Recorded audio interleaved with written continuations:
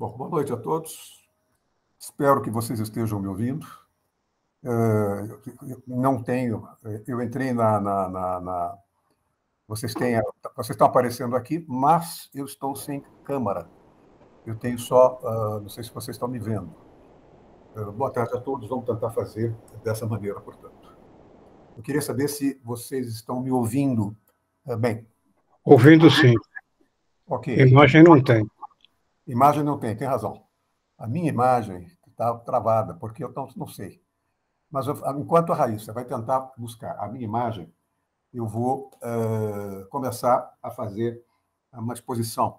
A nossa ideia era retomar aquele estilo de trabalho que fizemos em 2020, 2021 e 2022. 2021 e uma parte de 2022. Mas como tem essa dificuldade, eu vou começar, então, dizendo que, nesta aula, a nossa ideia é discutir desenvolvimento e estratégias nacionais.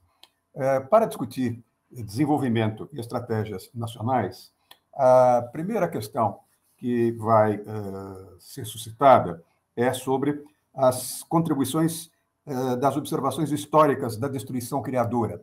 A destruição criadora é um conceito fundamental hoje em ciências econômicas e em ciências sociais, para que a gente possa entender a aceleração do tempo no que se refere às mudanças estruturais nas tecnologias, nas diferentes tecnologias de produção.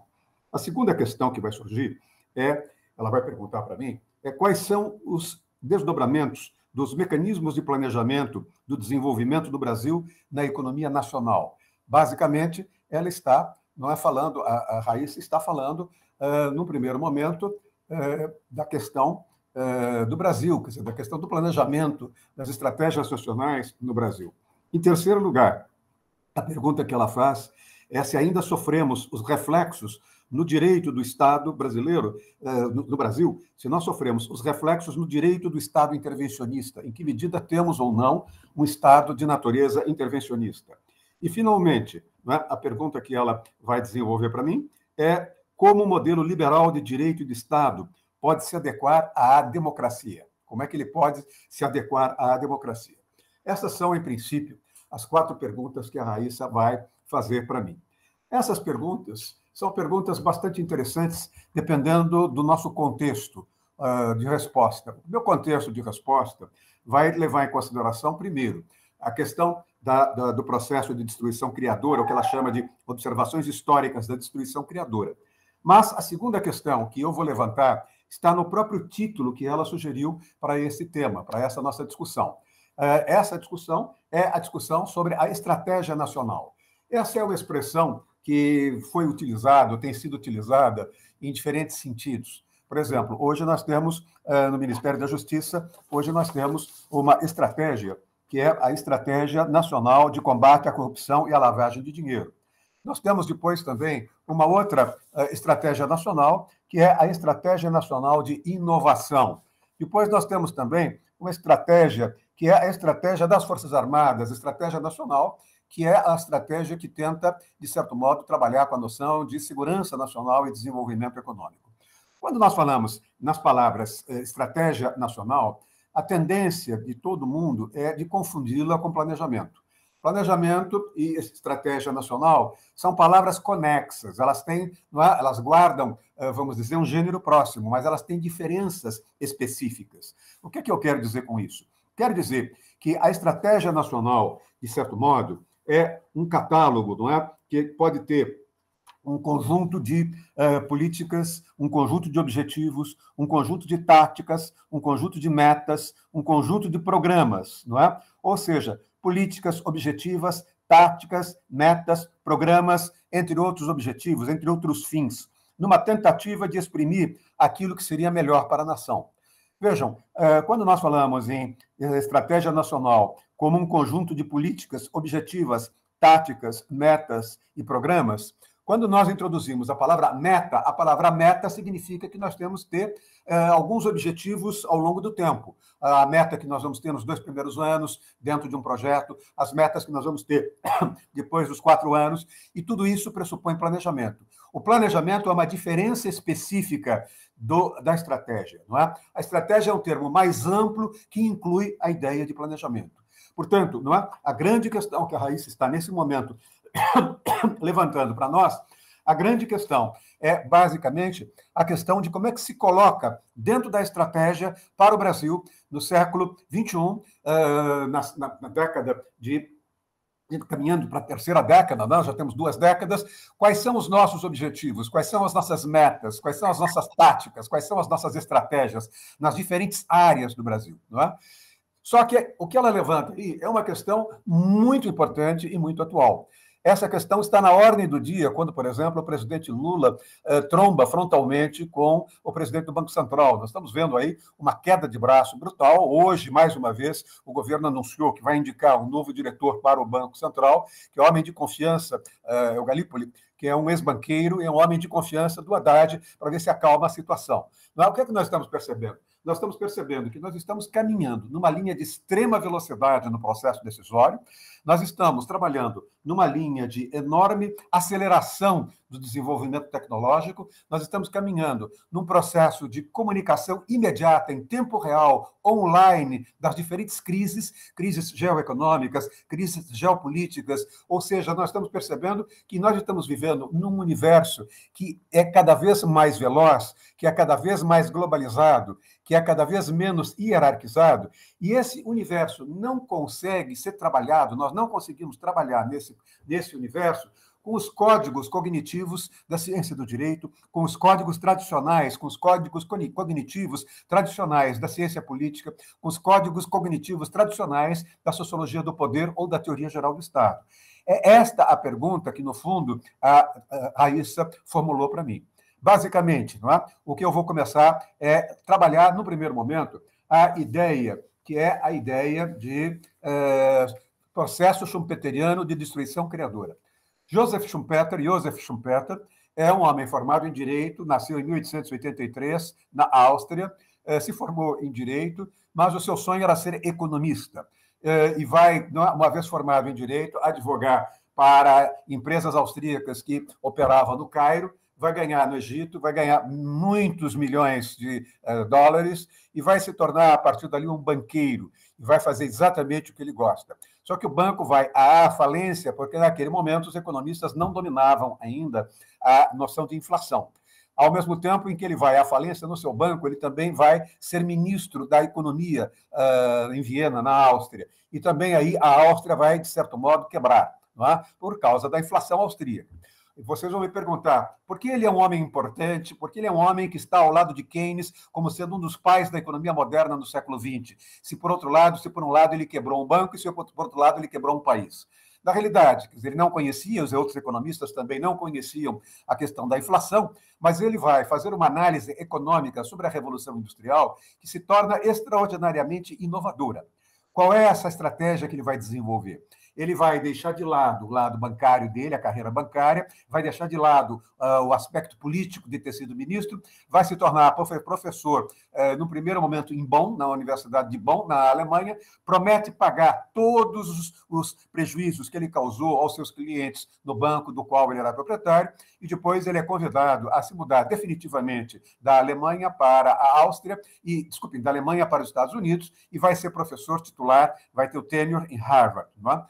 E ali ele vai desenvolver um trabalho de pós-graduação, vai ser um dos mais importantes professores de pós-graduação nas décadas de 1930, 1940, depois da Segunda Guerra Mundial, principalmente, mas do período do início da Segunda Guerra, 1938, 1939, até a data da sua morte em 1950.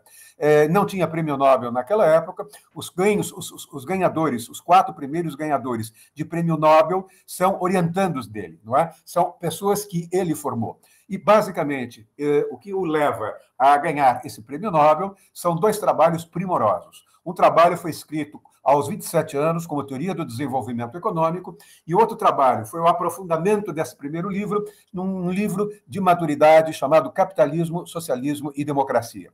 Ele é um economista político, ele é um economista que está à altura de John Maynard Keynes. Não é? Keynes é considerado um dos fundadores da economia moderna do século XX, a partir da intervenção do Estado na economia, a partir da premissa, Keynes partia da premissa que toda a economia de mercado não é virtuosa, todo mercado apresenta falhas, e se o Estado não intervier para neutralizar essas falhas, minimizar essas falhas, esse Estado não conseguirá, de certo modo, sobreviver e essa economia levará a uma crise que derrubará o próprio Estado. Já por seu lado, o que vai acontecer com o Schumpeter é que ele vai olhar a economia pelo ângulo do mercado. Vejam bem, olhem a diferença onde eu estou apontando, vejam como a pergunta que a Raíssa me fez está sendo respondida.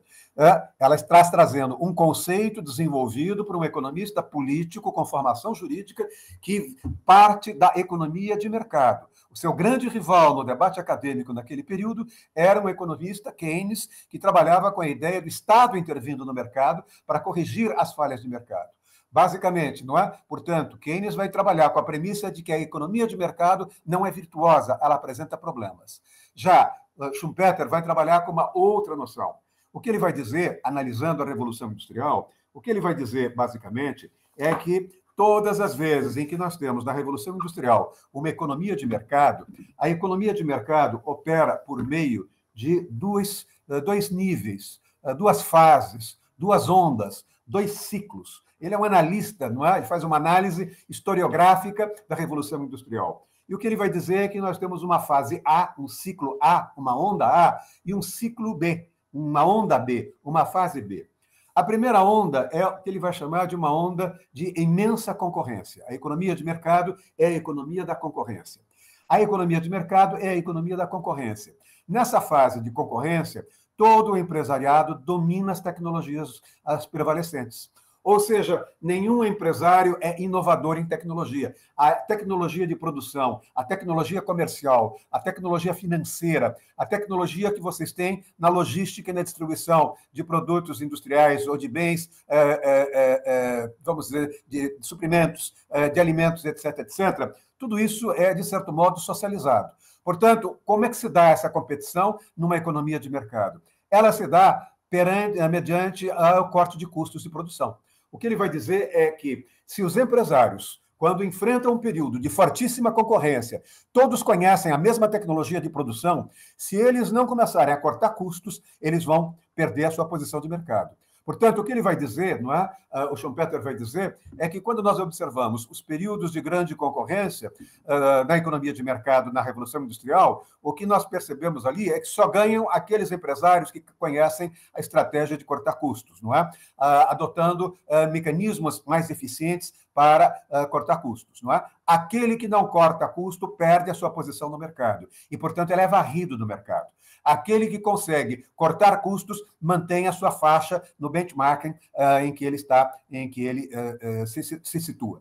Não é? Vejam, o que ele vai dizer é que isso vai durar mais ou menos uns 100 anos, uns 80 a 100 anos. Esse ciclo é um ciclo longo, é um ciclo que vocês vão ter aí, um ciclo de forte concorrência, em que só vão sobreviver aqueles empresários que souberem cortar custos. Agora, vai haver um momento em que esses empresários que foram eficientes vão chegar a uma situação limite. Eles cortaram todos os custos que podiam fazer. Eles cortaram todos os custos que eles podiam fazer em matéria-prima, todos os custos que eles podiam fazer na parte industrial, todos os custos que eles poderiam fazer com despesas de pagamento com recursos humanos e coisas do gênero. Nesse momento, nós vamos perceber o esgotamento desse ciclo de concorrência. É aquele momento em que a economia competitiva chega a uma situação limite. Todos os empresários, todo o empresariado eficiente foi capaz de cortar custo, mas chegou no momento em que eles não têm mais de onde cortar custo. Nesse momento, ou o empresariado cria alguma coisa nova, ou o empresariado quebra. Ou o empresariado cria uma nova tecnologia, cria uma nova logística de distribuição, cria um novo negócio, cria um novo business, ou ele, de alguma forma, vai caminhar numa linha de falência e concordata, não é? E aí, então, o que ele está dizendo? O que ele está dizendo é que sempre aparece alguém que inova, sempre aparece alguém inovador. E aí ele vai dizer que nós temos alguns elementos que são brutais do ponto de vista da transição de uma fase de concorrência, que a gente vai chamar de uma fase A, para uma fase B, que aí é a fase da inovação.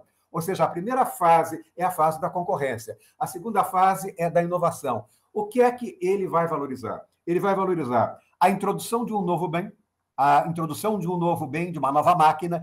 Vejam, o grande empresário inovador que ele vai olhar e vai, de certo modo, concentrar a sua atenção é o Henry Ford. Ford não descobriu o automóvel. O que Ford fez foi descobrir como baratear o custo do automóvel, transformando a produção do automóvel numa produção em massa. A grande genialidade, ele vai dizer, a grande genialidade do Ford foi trabalhar com as linhas de produção, não é? Aquelas linhas fordistas de produção. Ou seja, o automóvel, a carcaça, vai passando numa linha de produção, os funcionários, os metalúrgicos são bem treinados, alguns colocam as portas, os outros colocam os vidros, terceiros colocam as rodas, os quartos colocam os motores, os outros colocam os faróis, e quando cada vez mais essa equipe estiver bem montada, maior é a velocidade em que a carcaça vai passando. Eles vão ganhando aí produtividade, não é? Então ele está dizendo, Ford é o grande empresário inovador que vai modificar, não é, a indústria depois da Revolução Industrial. Ele vai chamar muito atenção para a mobilidade urbana. Ele vai dizer, naquele momento, nós tínhamos, por exemplo, em Londres, ou tínhamos em Viena, ou tínhamos em Bonn, na Alemanha, nós tínhamos ônibus e nós tínhamos bondes puxados por burros, puxados por cavalos, não é? Quando nós descobrimos, quando Ford descobriu que ele poderia, todo mundo já conhecia o motor a explosão, mas que ele tinha condições de produzir em série motores a explosão, o motor a explosão simplesmente acabou com a tração animal e gerou a tração por explosão com base em diesel, com base em gasolina ou com base em derivados de petróleo. Quer dizer, ele vai ter uma frase histórica. Antigamente, vocês tinham 4 ou 5 cavalos puxando um bonde. Ele vai dizer, não adianta vocês colocarem mais 20 ou 30 ou 40 animais, porque agora vocês, com um simples motor à explosão, com tantos cavalos mecânicos, vocês vão ter maior eficiência, maior locomoção na vida urbana. Mas ele também vai chamar a importância da introdução de um novo método de produção baseado numa descoberta cientificamente inovadora. Ele vai também mostrar ao empresário inovador que sabe buscar novos mercados, que sabe criar novos mercados. Ele também vai chamar a atenção para aquele empresário que vai buscar novas matérias-primas mais eficazes, matérias-primas mais abundantes, matérias-primas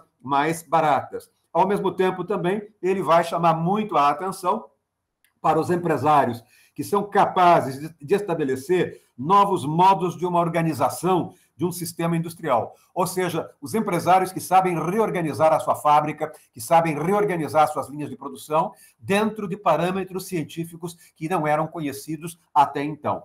Em outras palavras, o que é que Schumpeter vai chamar a atenção? A segunda fase é a fase da inovação.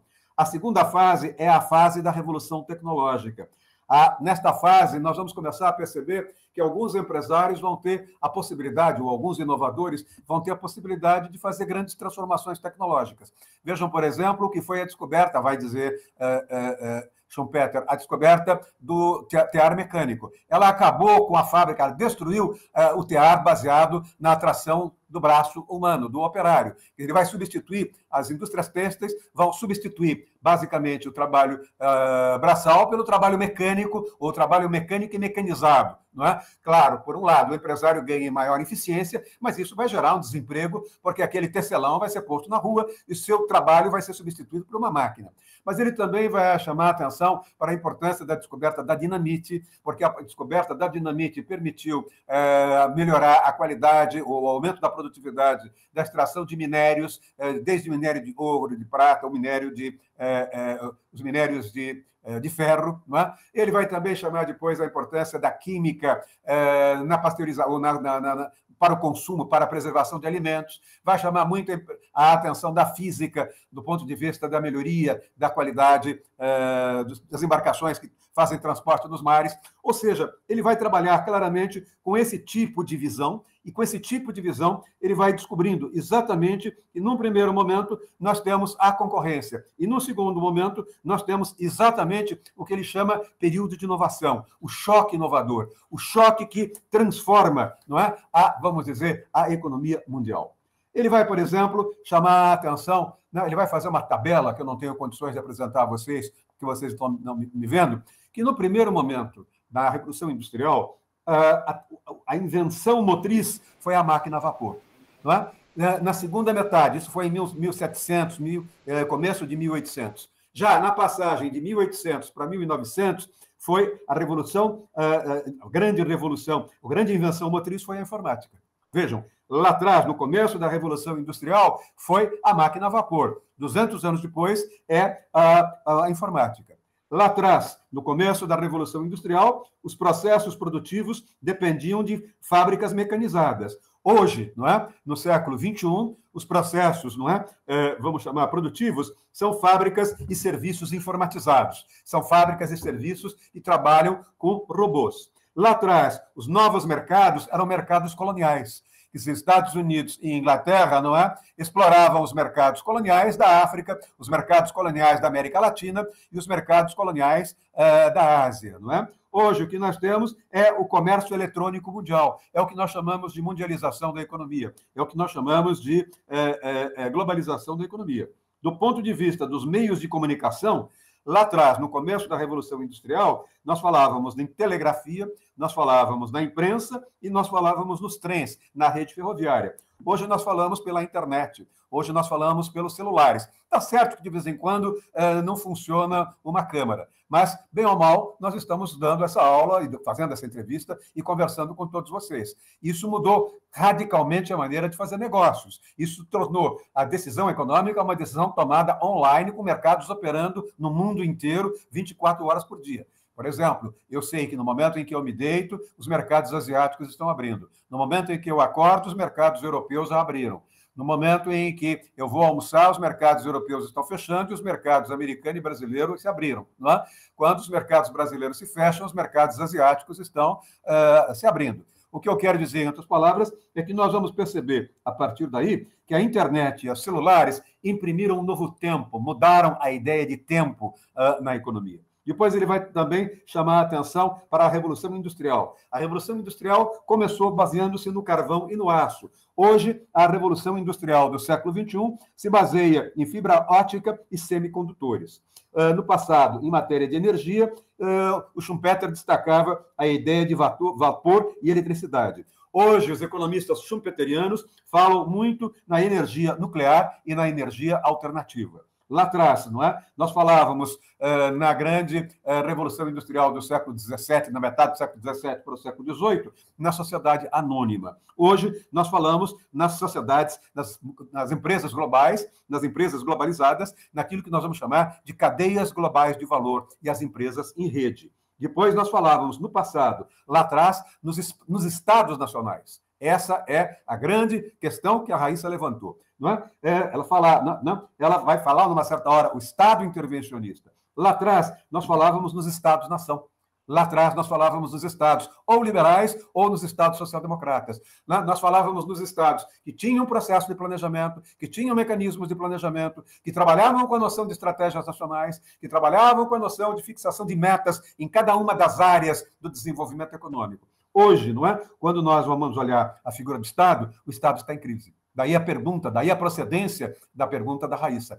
O Estado está em crise. O Estado não tem mais hoje o mesmo papel que tinha, porque a economia se globalizou. E na medida em que a economia se globalizou, surgiram novas entidades, surgiram novas organizações. Algumas dessas organizações são internacionais, traduzindo, algumas dessas organizações são entre nações, entre Estados. Não é? Agora, nós vamos começar a perceber o surgimento de entidades que são supranacionais, que estão acima dos Estados, como é o caso da União Europeia.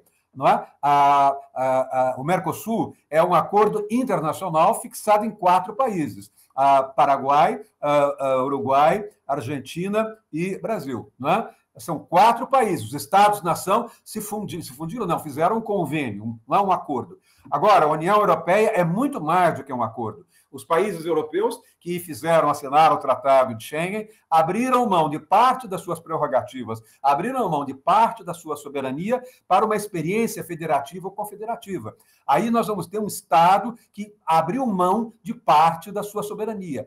Nós vamos começar a perceber que começa a surgir na virada do século XX para o século XXI, o que a gente vai chamar de uma crise da soberania. Aquela velha ideia de soberania, de teoria geral do Estado, que a gente aprendia, não é, nos livros sobre elementos de teoria geral do Estado, essa ideia entrou em crise. Essa ideia entra em crise. Por que é que ela entra em crise? Porque os países, os Estados Unidos estão fazendo isso com o NAFTA, o ASEAN, que são os países desenvolvidos da Ásia, estão fazendo isso. Não é? Eles estão deslocando parte das suas responsabilidades governamentais decisórias para organismos multilaterais, como é o caso da Organização para a Cooperação e Desenvolvimento Econômico, ou então para a Organização Mundial da Saúde, ou para a Organização Mundial do Comércio, ou para o Banco Mundial, ou seja, para o Fundo Monetário Internacional. O que nós estamos percebendo claramente é aquilo que os economistas schumpeterianos vão chamar. Nós estamos saindo de um contexto em que, na Revolução Industrial, o papel dos Estados-nação foi decisivo, e hoje o papel dos Estados-nação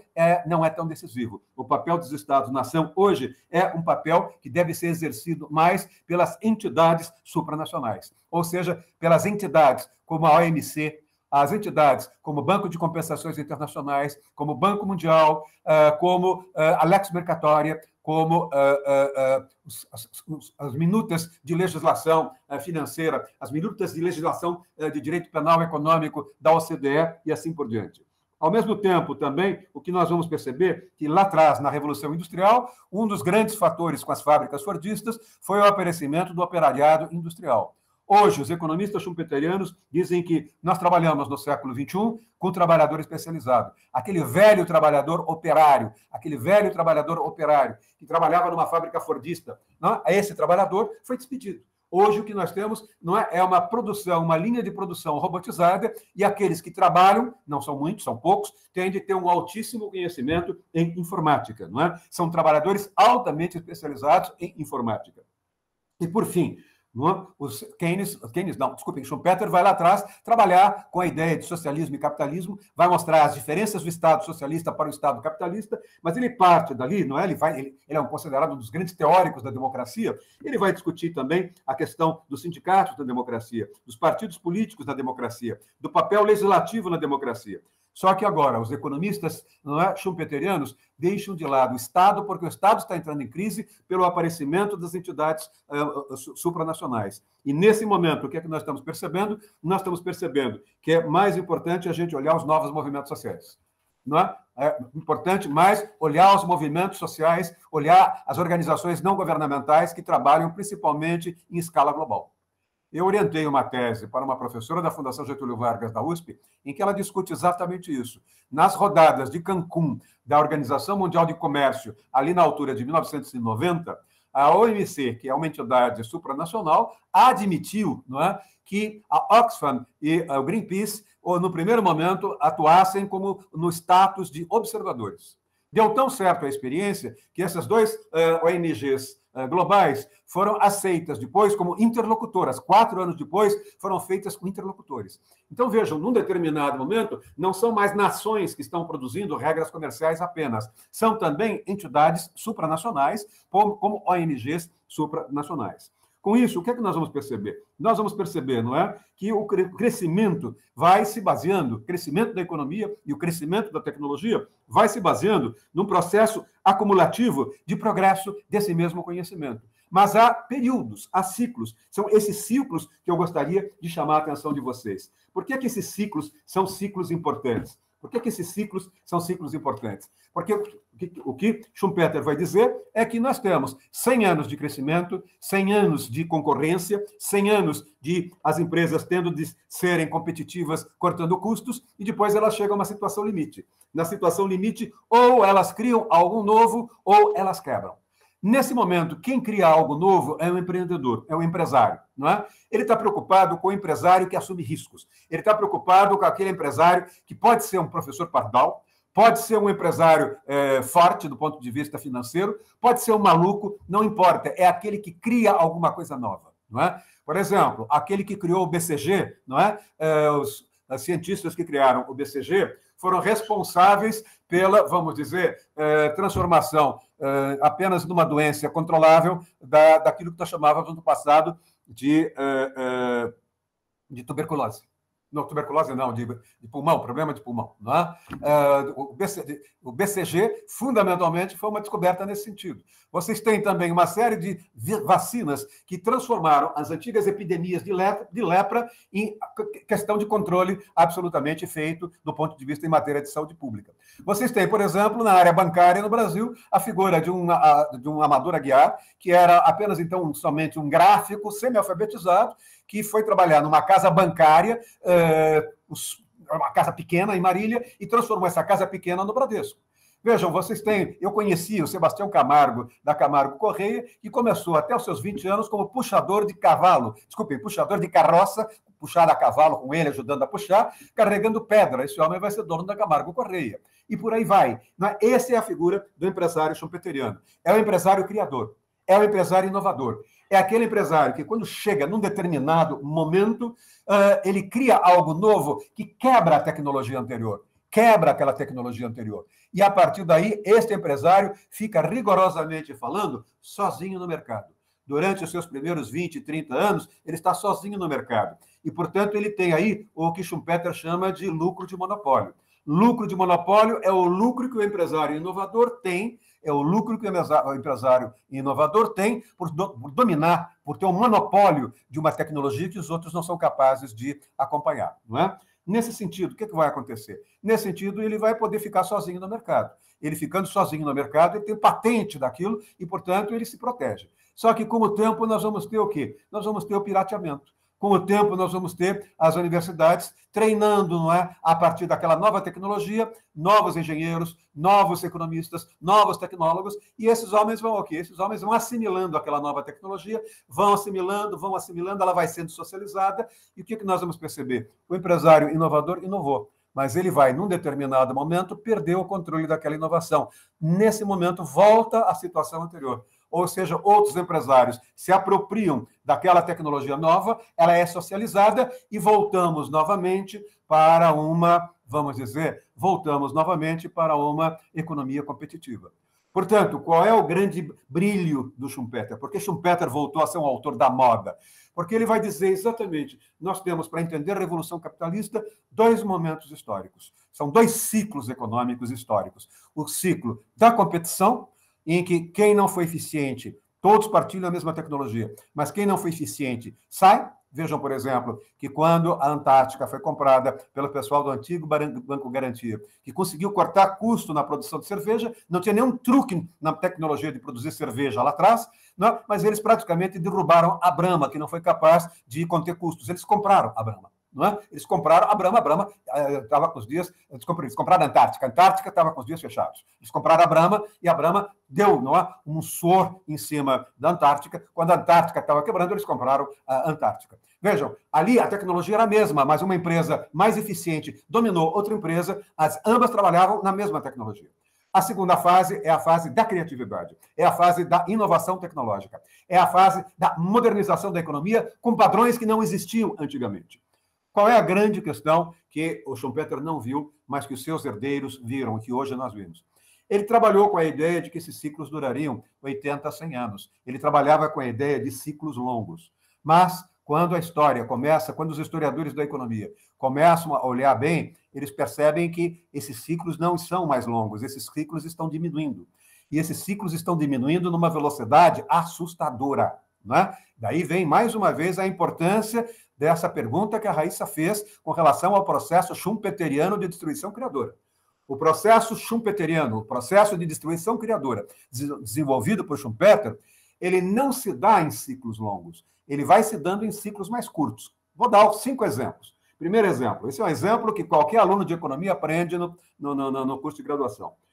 A primeira Revolução Industrial se deu em 1785, a primeira onda da Revolução Industrial se deu em 1785, e ela desenvolveu a força hidráulica, e graças à força hidráulica nós tivemos uma mudança no setor industrial, começando pela área de tecidos, pela área de tecelagem, e tivemos uma mudança na extração de ferro da natureza, não é? A partir da força hidráulica. Há filmes, não é? Como era Verde Meu Vale, é um filme que mostra muito bem o que significava a velha extração de minério com o minerador lá dentro, não é? Correndo o risco de ser sufocado nas minas. De repente, isso muda através da extração de minério por meios hidráulicos. Depois nós vamos ter uma segunda onda. A segunda onda é de 1845, foi a descoberta da máquina a vapor, e a descoberta da máquina a vapor permitiu, de um lado, o desenvolvimento das indústrias de aço e o desenvolvimento das redes ferroviárias. Ou seja, nós vamos começar a perceber que a locomotiva puxada a vapor, ela permitiu a internacionalização da economia. Não é preciso a gente ir a Londres para perceber isso. Os londrinos vieram para cá, criaram a Companhia Paulista de Estrada de Ferro, com duas vertentes. Uma vai terminar em Londrina, o nome não é por acaso, e a outra vai terminar na área da Alta Mogiana, e isso internalizou toda a produção de café. E a São Paulo se torna rico exatamente porque a rodovia dos ingleses, a ferrovia dos ingleses, puxava aquele café para o Porto de Santos, não é? A um custo barato. Não é? Vejam, vocês têm aí uma nova onda da economia. A terceira onda da economia vem na virada do século XIX para o século XX, mais precisamente em 1900, e aí vocês vão ter o advento da eletricidade e vão ter o advento da indústria química, das pesquisas químicas, da tecnologia química. Com isso, o que é que nós vamos ter? Nós vamos ter a descoberta do motor a combustão. Nós vamos ter a descoberta do motor a combustão, que muda a mobilidade urbana, que leva ao aparecimento de automóveis, que leva ao aparecimento de tratores, de ônibus. Quer dizer, nós vamos encurtando as distâncias, não é? Nós vamos encurtando as distâncias, nós vamos encurtando o espaço. Em seguida, nós vamos ter uma quarta onda. A quarta onda vem depois da Segunda Guerra. A quarta onda vem em 1950. Ela vem exatamente com a chamada Pax Americana. Ela vem exatamente quando os americanos vão ganhar a Segunda Guerra, desenvolvendo uma nova tecnologia, e essa tecnologia é uma tecnologia de bomba atômica e que desenvolve a indústria de aeronáutica. E aí nós vamos ter o quê? Nós vamos ter os petroquímicos, por um lado, e a indústria aeronáutica, a indústria de aviação, por outro lado.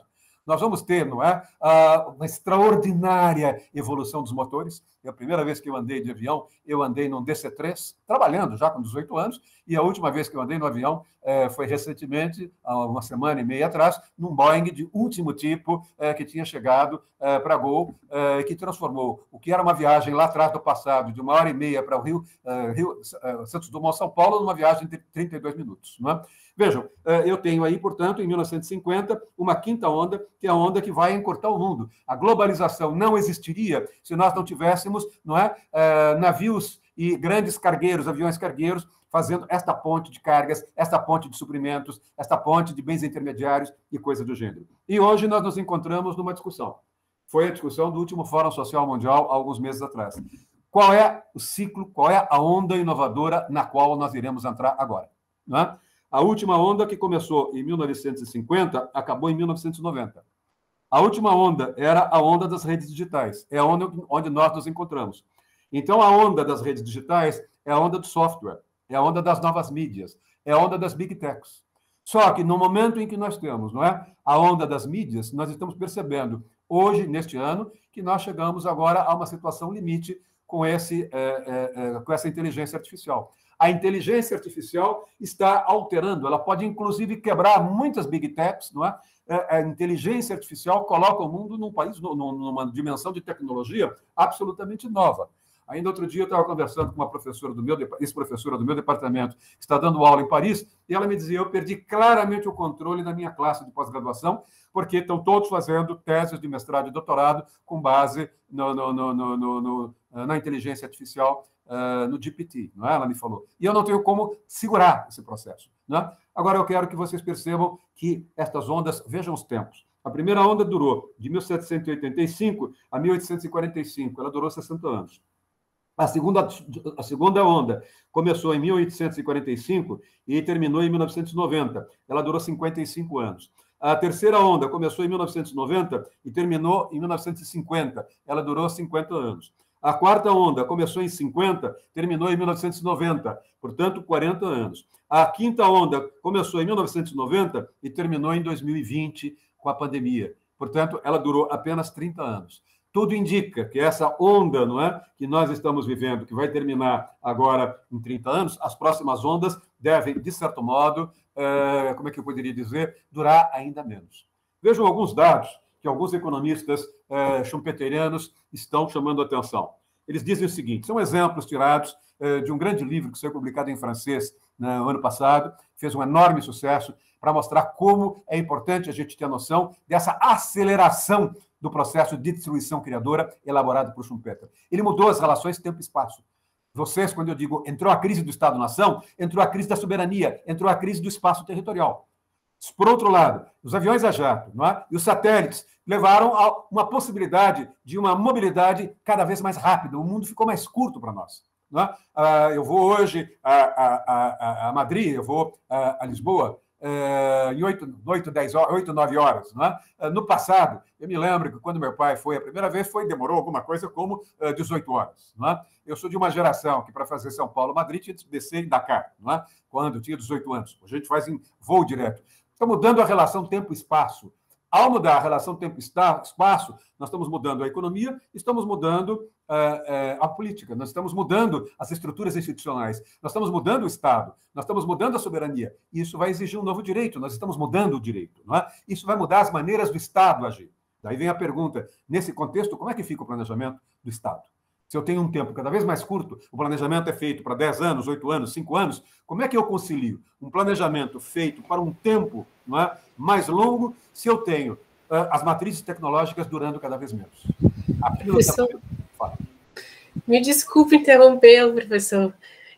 Primeiramente, eu queria pedir desculpa para o pessoal, só aproveitando essa pequena interrupção pelo nosso problema técnico. Daqui a pouquinho a gente pode tentar dar um intervalo para o Alexandre, que está aqui no suporte, tentar acessar remotamente a câmera do professor, para que ela volte a funcionar. Mas, professor, era exatamente isso, essa colocação que você estava falando sobre essa questão dos ciclos de destruição criadora, né? Como é que isso se desdobra, de fato, no planejamento?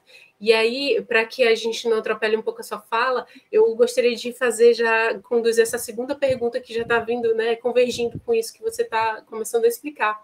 Uhum. Quais são os desdobramentos do planejamento do desenvolvimento no Brasil, na economia nacional, tendo em conta esses ciclos, né, de desenvolvimento e de criação? Essa pergunta, Raíssa, é fundamental. Ela é importantíssima, porque se vocês perceberem para onde eu estou conduzindo a aula, o que eu estou dizendo, eu comecei falando que a estratégia nacional, ela envolve a formulação de um projeto de nação. Ela envolve a formulação de um projeto de nação que implica o quê? Quais são os objetivos, quais são as metas, quais são as premissas, qual o impacto daquilo do ponto de vista de natureza social. Isso demora tempo. Não é? Um processo de planejamento é um processo que demora tempo. Não é? Quando eu falo em planejamento, vejam, eu falo no planejamento de Juscelino com o plano de metas. Ele demorava alguma coisa em torno de 5 anos para ser implementado. Não é? O segundo Plano Nacional de Desenvolvimento da ditadura, que foi o momento mais racional e mais ambicioso da ditadura, era para ter durado 6 anos. O Getúlio, lá atrás, quando deu o golpe e criou o Estado Novo, não é? Ele vai criar o que ele chama de um Estado industrial que vai industrializar o país, vai urbanizar pela industrialização do país, pelo setor metalúrgico, metal mecânico e automobilístico. Ele vai durar 7 anos. Não é? O que eu estou querendo mostrar para vocês é que, com a aceleração do processo schumpeteriano, nós mudamos a noção de tempo e espaço. E, portanto, a pergunta que a Raíssa está fazendo é a pergunta clara. Em que medida faz sentido a gente falar em planejamento hoje, se planejamento implica tempo longo ou tempo médio, enquanto isso a economia vai se modificando em tempo cada vez mais curto? Não sei se está claro o que eu quero dizer. Não é? A ideia que está se colocando hoje há uma incompatibilidade estrutural entre o tempo da economia, o tempo da tecnologia, o tempo das transformações tecnológicas, o tempo dos paradigmas produtivos, industriais, comerciais, financeiros, agrícolas, etc., etc., e a capacidade que o Estado tem, não é? Cada vez mais limitado por causa do advento das organizações mundiais supranacionais e multilaterais, qual é a capacidade que o Estado tem de intervir nos limites do seu território, trabalhando com um viés, vamos dizer, de desenvolvimento. Vejam que este é o grande problema que nós estamos discutindo na mídia nesse momento. Se vocês olharem no grande momento que nós estamos discutindo na mídia, é que nós temos um presidente da República, o presidente Lula, que foi eleito com uma visão de mundo de um Estado intervencionista, de um Estado que produz planejamento, de um Estado que promove políticas de bem-estar social, um Estado que, de certo modo, tenta corrigir distribuir a renda de uma maneira melhor, tenta criar bolsas como Bolsa Família ou assistência social, ou seja, ele trabalha com o Estado que tem um poder de intervenção nos limites do seu território muito maior. Esse Estado tinha essa dimensão muito maior quando ele foi presidente lá atrás do que hoje. Não é? Se nós olharmos a primeira vez em que ele foi eleito, faz 20 anos, há mais de 20 anos, não é? Nós vamos perceber que naquele momento, o mundo mudou. Né? O mundo que tinha começado a mudar. Ou seja, o Brasil que ele conhece, o mundo com o qual ele trabalha atualmente, não é o mesmo mundo do Lula 1 e do Lula 2. É o momento em que ele já está num novo patamar schumpeteriano. É isso que a Raíssa está levantando. Ele está num patamar mais schumpeteriano. Vejam bem, o patamar mais schumpeteriano é o patamar de um mundo que se globalizou. Na medida em que esse mundo se globalizou, nós temos aí uns probleminhas. Quais são os probleminhas? Para um país participar de uma economia globalizada, o direito dele tem de ser um direito aproximado com o direito posto nos outros países. O que eu quero chamar a atenção de vocês é que não dá para vocês garantirem para cada país a sua soberania jurídica. Não é? Nós vamos começar a perceber uma concentração... Me dê um minutinho só, por favor. Estou tocando aqui a campanha.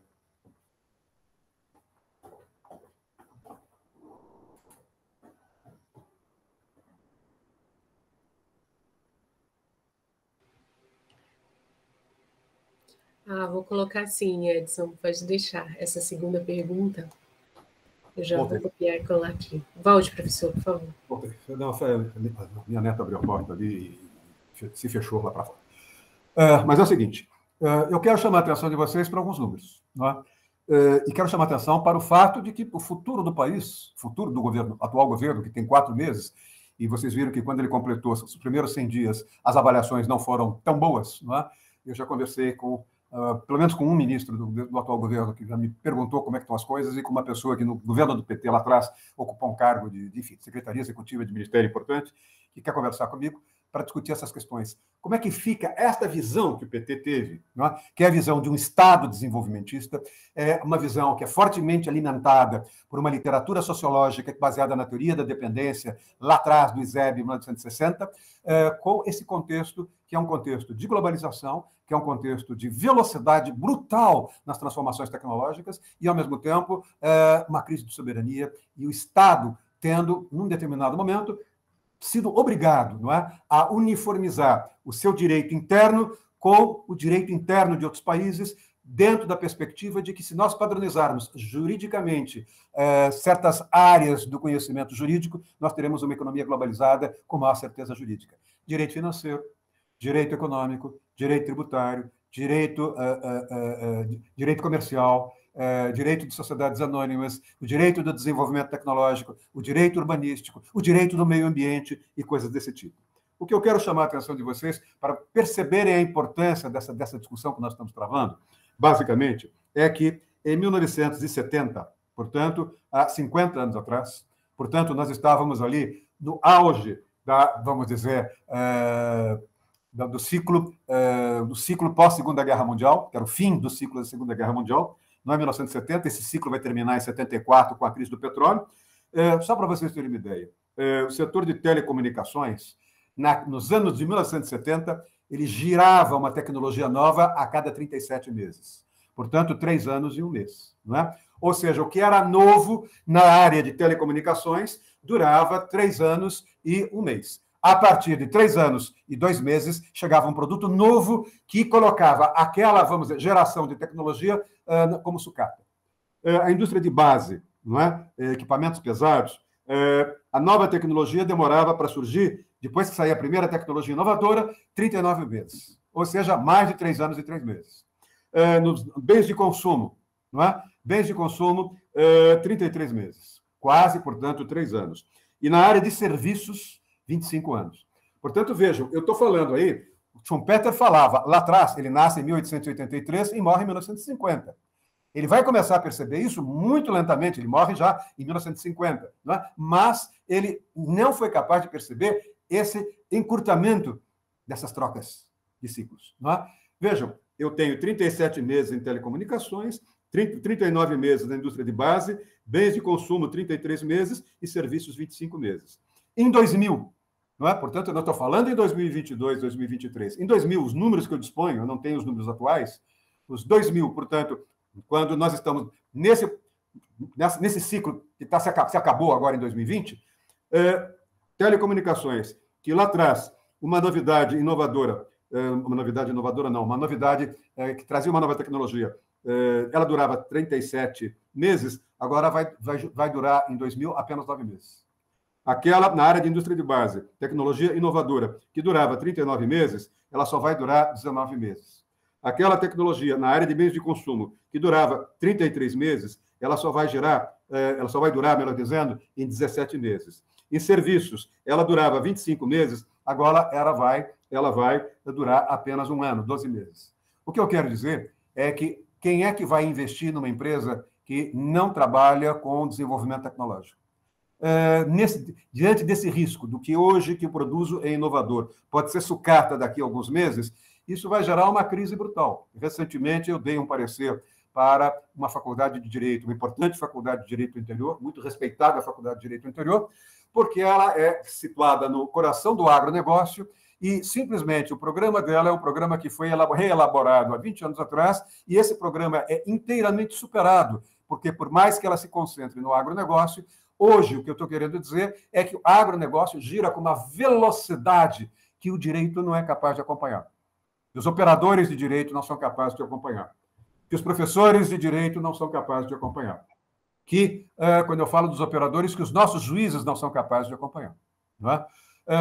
Própria Fundação Getúlio Vargas, da qual eu participei ajudando, dando uma assessoria na criação dela, e indicando os professores, a primeira turma de professores da GV, 2/3 deles eram meus alunos de graduação e pós-graduação, foram orientando os meus, não é? Muitos deles tiveram de ir para os Estados Unidos, voltaram para os Estados Unidos e agora estão redigindo um novo documento, que é o que acontecerá com a Fundação Getúlio Vargas nos próximos 20 anos. E é exatamente isso que eu estou tentando passar para vocês. Não é? O que é que vai acontecer? O que vai acontecer é que nós estamos percebendo que vai haver necessidade, não sei se o governo Lula percebeu isso, mas alguns ministros dele já perceberam, alguns são meus ex-alunos. Recentemente, conversei com um deles, que por acaso é meu querido amigo, e foi meu aluno de graduação e pós-graduação, e nós tocamos nisso, né? E ele é um ministro estratégico nessa área, já tocou nisso, eu já conversei com o Haddad um pouquinho antes da pandemia, nós tivemos uma conversa de umas 4, 5 horas sobre algumas coisas nessa linha, estou falando em 2018, portanto, não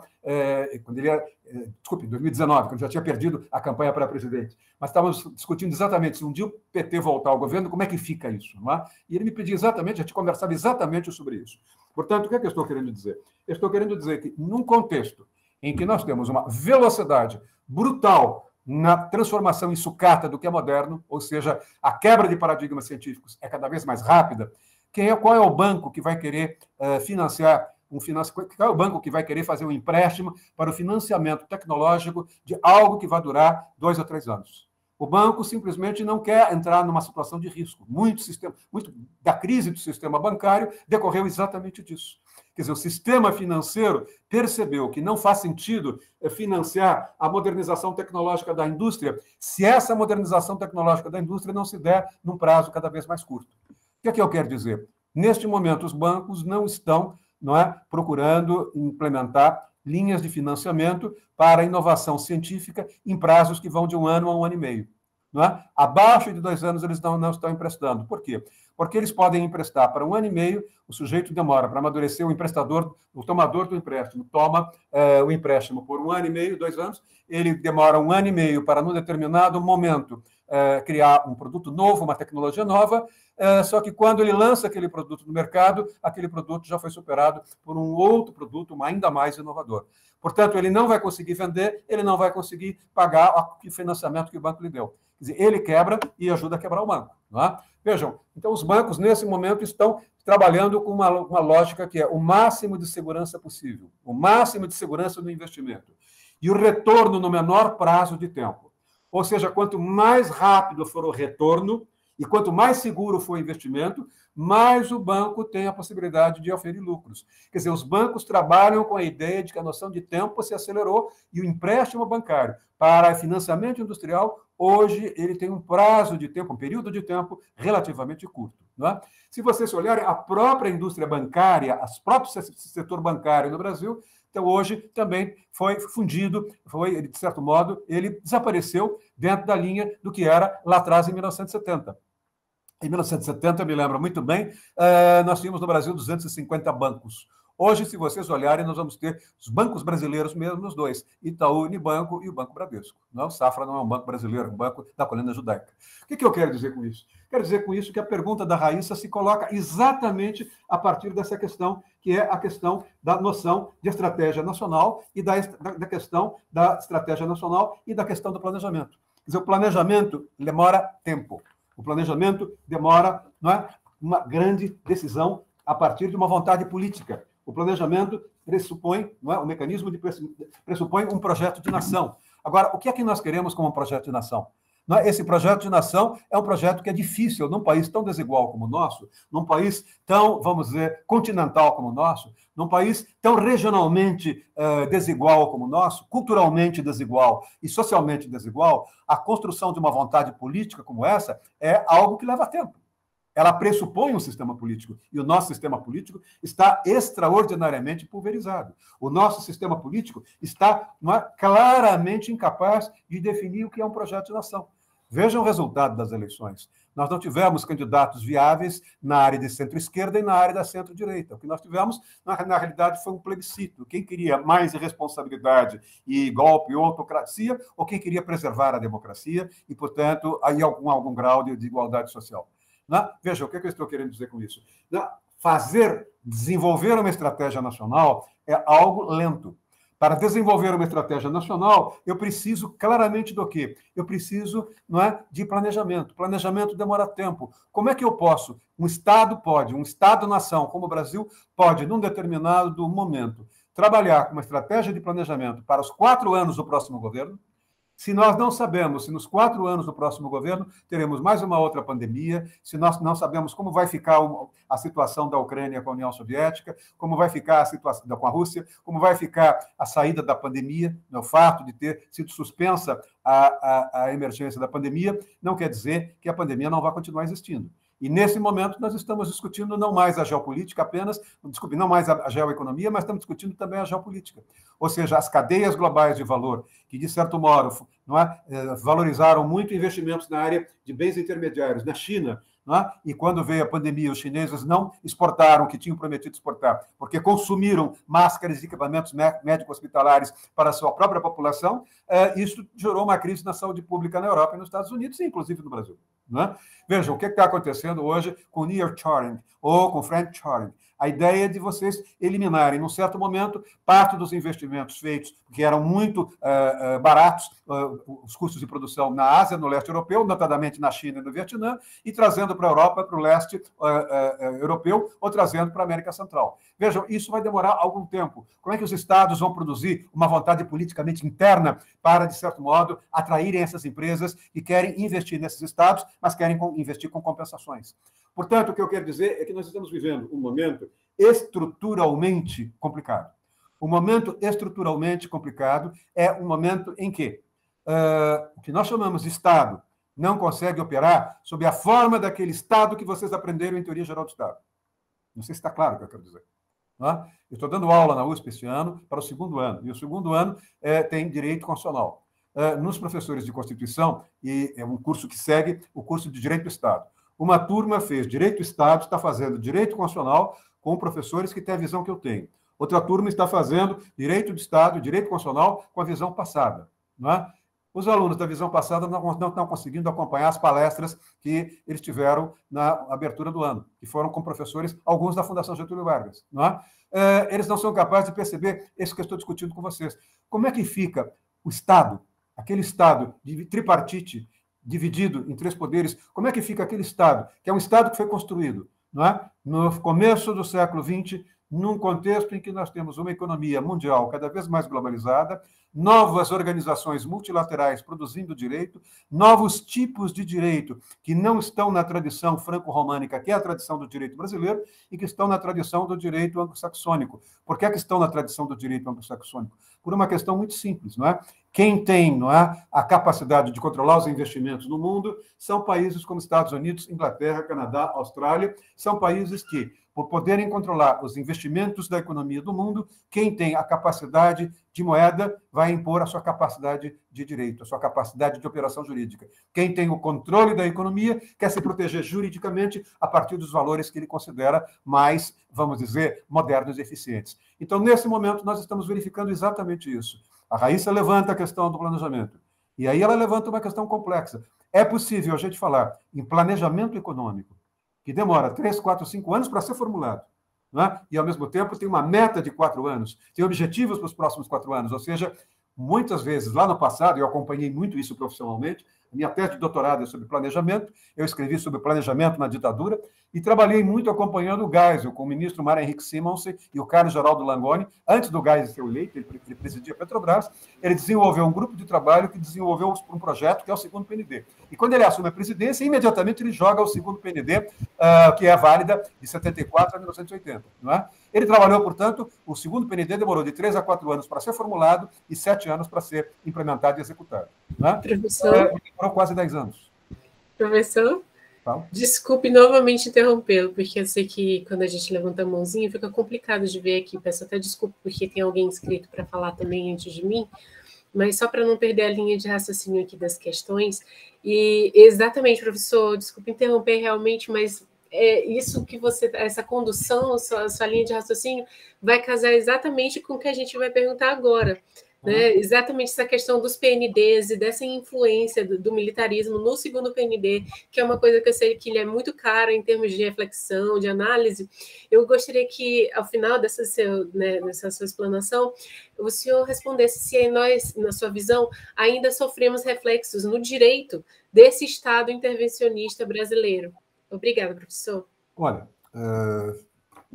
se vocês só me permitirem fazer uma conclusão, eu já respondo. Com certeza, professor. O que eu estou querendo dizer é que certas categorias com as quais nós aprendemos a pensar o direito, que são aquelas categorias de introdução ao estudo do direito, por exemplo, acho que todos vocês ouviram falar de Kelsen, não é? Todos vocês ouviram falar dos contratualistas. Tudo isso, de certo modo, hoje é importantíssimo. É a minha área de formação. Mas tudo isso está sendo suplantado por uma série de questões absolutamente novas, não é?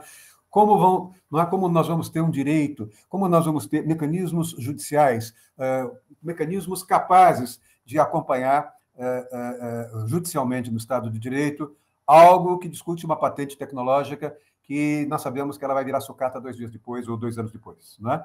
Isso torna, não é, a separação dos poderes num judiciário tradicional como é o brasileiro, onde o juiz não tem formação econômica, isso torna absolutamente trágico. Isso vai abrir caminho para quê? Vai abrir caminho para a lex mercatória, vai abrir caminho para a arbitragem, vai abrir caminho para uma nova normatividade não estatal, uma nova normatividade mais negocial no âmbito do mundo empresarial. Não é? Então, essa é a questão que eu estou querendo chamar a atenção de vocês. Nesse momento, o que nós estamos percebendo é uma crise do ensino jurídico. Só para vocês terem uma ideia.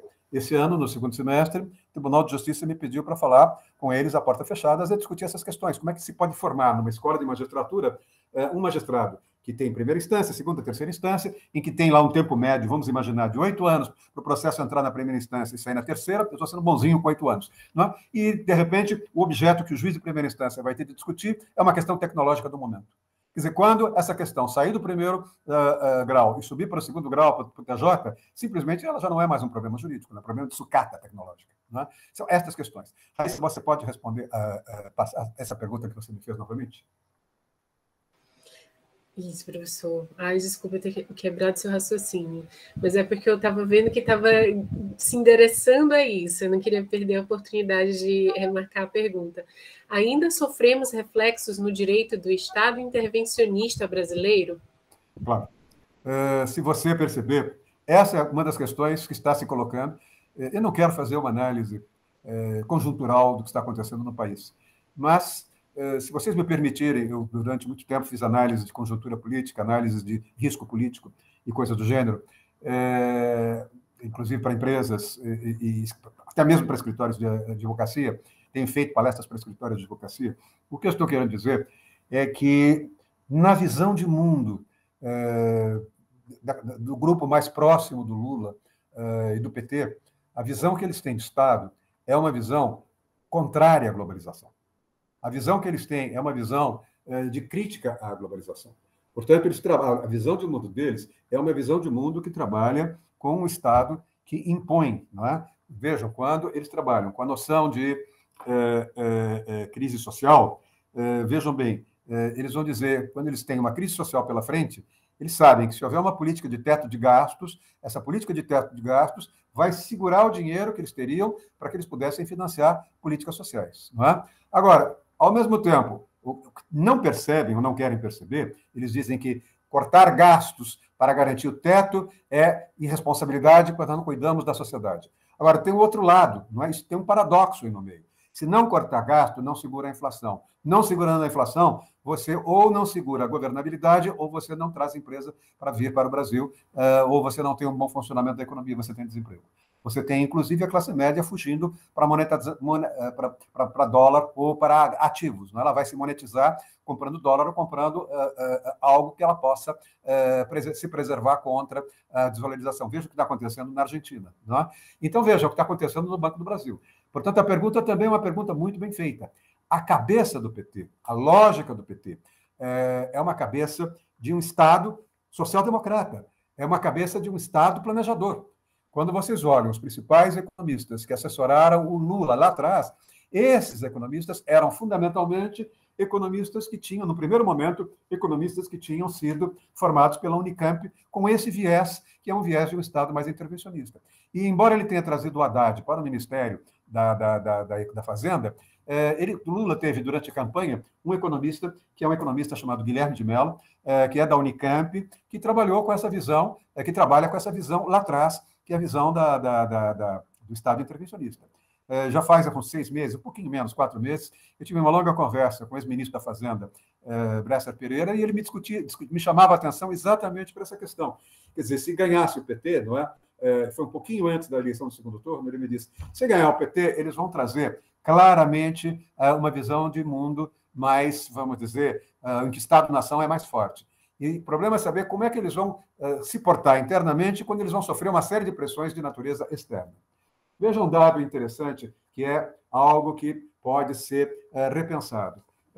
Essa questão, não sei se vocês já ouviram falar do Centro Brasileiro de Análise e Planejamento, o SEBRAP, quando vários professores da USP foram caçados, Fernando Henrique, Beto Prado, Gianotti, Lúcia Prado e outros, para sobreviver, muitos foram exilados, mas para sobreviver aqui, a Fundação Ford deu uma dotação e eles criaram o SEBRAP.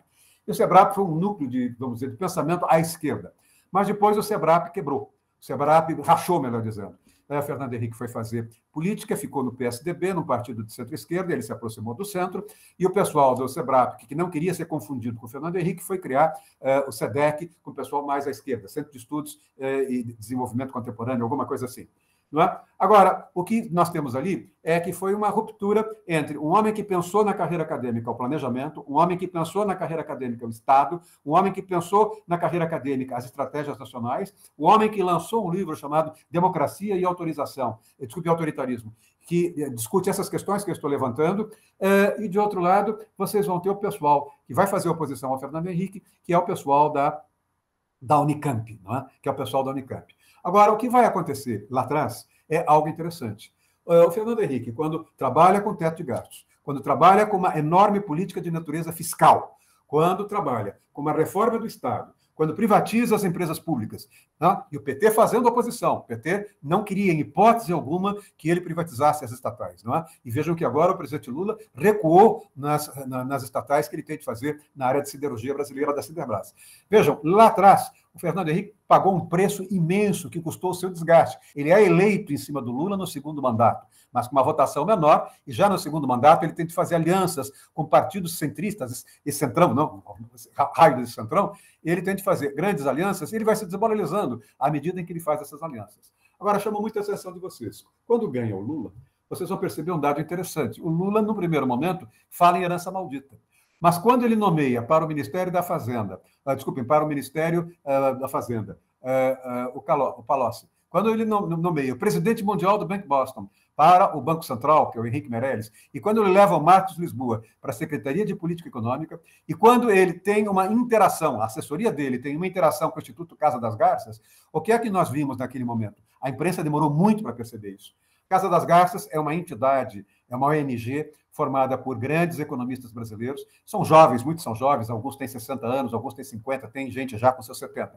Mas são economistas que se pós-doutoraram nos Estados Unidos, em universidades liberais ou conservadoras, e que ocuparam cargos na diretoria do Banco Central, que ocuparam cargos de presidente do Banco Central, foram diretores de grandes bancos, ganharam muito dinheiro, e começaram a tentar melhorar a qualidade do debate econômico, do debate financeiro no Brasil. Começaram doando, são muito ricos, começaram doando dinheiro para o Instituto Casa das Garças, que hoje promove seminários fechados e cria bolsas para fazer com que economistas brilhantes, quando concluem um curso de graduação, façam um PhD nos Estados Unidos ou na Europa. Né? Recentemente, eu estava com Covid, inclusive, eu dei uma palestra para eles virtualmente, para o Instituto Casa das Garças. Basicamente, o Instituto Casa das Garças foi o interlocutor na montagem do Lula no primeiro mandato dele. E no primeiro mandato dele, o que é que aconteceu? O Lula, para efeitos de discurso jurídico, falava em herança maldita. Mas, muito inteligentemente, o Lula tinha percebido o quê? Que o Fernando Henrique tinha gasto, não é? Tinha tido um ônus político, tinha perdido o seu capital político, tal descontentamento da população com aquela política. Só que aquela política estava começando a dar resultados. Portanto, o Lula percebeu, eu vou tocar o violino com a esquerda, mas a partitura vai ficar à direita. Quer dizer, ou seja, eu vou colocar um grupo que vai manter aquela linha e eu vou fazer o discurso, eu vou tirar o discurso do PSDB, porque eu vou manter a política deles. Ele manteve essa política, o Lula manteve essa política até a crise financeira, até a quebra do Lehman Brothers de 2008. E isso fez com que o Lula ganhasse, o governo Lula ganhasse uma avaliação internacional brilhante, não é? Considerado um governo brilhante, e isso permitiu que em 2007, antes da crise financeira, o governo brasileiro, o governo do Lula, no seu segundo mandato, conseguisse levar o Brasil ao grau de investimento, ao investment grade, ou seja, ele sai nas agências de classificação de risco, as agências de rating, do segundo time do mundo e entra no primeiro time das finanças como um país sério, um país democrático, um país em condição de pagar suas dívidas e, portanto, um país em condições de contrair novas dívidas a juros mais baixos para poder financiar o seu crescimento. Vejam, o que é que vocês tiveram lá atrás? Lá atrás vocês tiveram uma linha de crescimento econômico, sendo que vocês tiveram 2 mandatos de Fernando Henrique, cujo discurso caminhava numa linha, e 1 mandato e meio, 2 mandatos do Lula, cujo discurso caminhava noutra linha, mas as práticas eram as mesmas. Vejam o que vai dizer quando o SEBRAP vai fazer 50 anos, ao preparar essa exposição, essa entrevista com a Raíssa. Vejam o que o Francisco de Oliveira, o sociólogo de Oliveira, que foi considerado o sociólogo mais à esquerda do SEBRAP, ele foi diretor da SUDENE no tempo do Celso Furtado, foi professor da FAO, foi professor do Departamento de Sociologia, foi um homem da esquerda, em que ele vai dizer, não é? Eu vou ler aqui para vocês algo que é interessante, quando ele escreve um artigo, o depoimento dele, dado aos 50 anos em que o SEBRAP, de aniversário, meio século de aniversário. Ele vai dizer basicamente o seguinte, não é? O governo Fernando Henrique marcou uma inflexão importante na história da sociedade brasileira. E é por isso que, no futuro, ele vai ser reconhecido como marcador da história. E do Lula, não. Vejam, eu estou falando de um sociólogo do PT, de um sociólogo que ajudou a criar o PSOL, de um sociólogo que era lulista, de um sociólogo que tinha acesso ao Lula. Não é? No depoimento que ele dá, como intelectual, não como petista, ele vai dizer, o Fernando Henrique marcou, o Lula não marcou. Porque o Lula foi inteligente, mas ele manteve o seu discurso. Mas adotou a política do herdeiro, do antecessor. Não é? Ele vai dizer, o governo do Lula é pior do que o Fernando Henrique. O governo do Lula, politicamente falando, é uma regressão, porque os valores que ele está adotando por baixo do pano são valores neoliberais, ou são valores liberais. Não é? Por mais que ele faça o discurso de palanque contra. E aí ele vai dizer, o governo do Fernando Henrique foi uma virada à direita, e o governo do Lula é uma regressão política, porque ele bloqueou a contestação. É uma regressão porque ele transformou os trabalhadores brasileiros em sócios do êxito desse capitalismo financeiro, quando manteve a política do Fernando Henrique. Estou tentando trabalhar isso no meu novo projeto de pesquisa na USP, que é sobre hegemonia às avessas. você dá a liderança moral aos trabalhadores e retira o conflito. Então, isso vai dar no conformismo, isso vai dar no que já deu. Nós temos aqui um governo Lula regressivo em todos os sentidos, porque soldou os interesses de uma burocracia sindical aos interesses do capital financeiro. Esse nó é difícil de desatar. E se você for ver, o portfólio dos principais fundos de pensão do Brasil é de títulos da dívida pública brasileira. Ou seja, os sindicatos que trabalharam, principalmente os sindicatos que trabalharam com fundações de previdência nas empresas estatais, como é o caso da Previ, por exemplo, estão financiando o crescimento das empresas brasileiras inseridas na economia globalizada, que trabalham com forte processo de robotização, o que gera, na outra ponta da linha, desemprego do trabalhador, desemprego estrutural do trabalho. Ou seja, essas empresas ganham mais dinheiro, mas às custas do desemprego do trabalhador tradicional, que não tem condições de operar uma tecnologia cada vez mais sofisticada. Nós não temos sistemas econômicos, sistemas educacionais capazes de requalificar toda a população. E daí, portanto, ele vai terminar o depoimento dele dizendo o seguinte: nas declarações de rendimento e de imposto de renda dos candidatos em 2006, quer dizer, Lula e Alckmin, basicamente, o que é que vocês percebem, não é? Qual era o principal item do patrimônio? Era a aplicação financeira. Todos os candidatos no primeiro turno tinham mais aplicações financeiras do que imóveis, com exceção, eu não me lembro quem era, tem um candidato que não me lembro, mas era um candidato alternativo. Quer dizer, você preside um país de cuja dívida você depende para a sua renda financeira. Os trabalhadores elegeram Lula, dizer, não é? Poderiam ter eleito Lula, ele morreu antes da vitória do Lula. Mas o que ele está dizendo é: os trabalhadores elegeram um Lula que vai ser, num determinado momento, pressionado a ter de manter uma linha financeira, uma linha que vai valorizar a política financeira, e essa linha que vai valorizar a política financeira é uma linha contraditória, porque a Previ vai ter de investir em, vamos dizer, empresas cujo target não necessariamente é um target que vai gerar o bem-estar, por exemplo, daqueles que colocaram sua poupança na própria Previ. Ou seja, por isso é que vocês estão percebendo um dado interessante. Qual é o dado interessante? De um lado, a classe média não quer nem ouvir falar em aumento da carga tributária. Portanto, não é? E vocês têm, por outro lado, um centrão. Se vocês olharem, vocês vão ter, não é? O Lula não tem mais uma maioria. Nós temos uma outra coisa que eu também não mencionei. Basicamente, nós não temos mais aquilo que a ciência política chama de partidos âncora. Antes nós tínhamos dois partidos âncora, o PSDB e o PT. Disputaram a presidência em 94, disputaram a presidência em 98, disputaram a presidência em 2002, disputaram em 2006, disputaram a presidência em 2010, disputaram a presidência em 2012, 2014, disputaram em 2018 e não disputaram em 2022. Com isso, o que é que vocês têm? Não é? Nós não temos mais partidos âncora.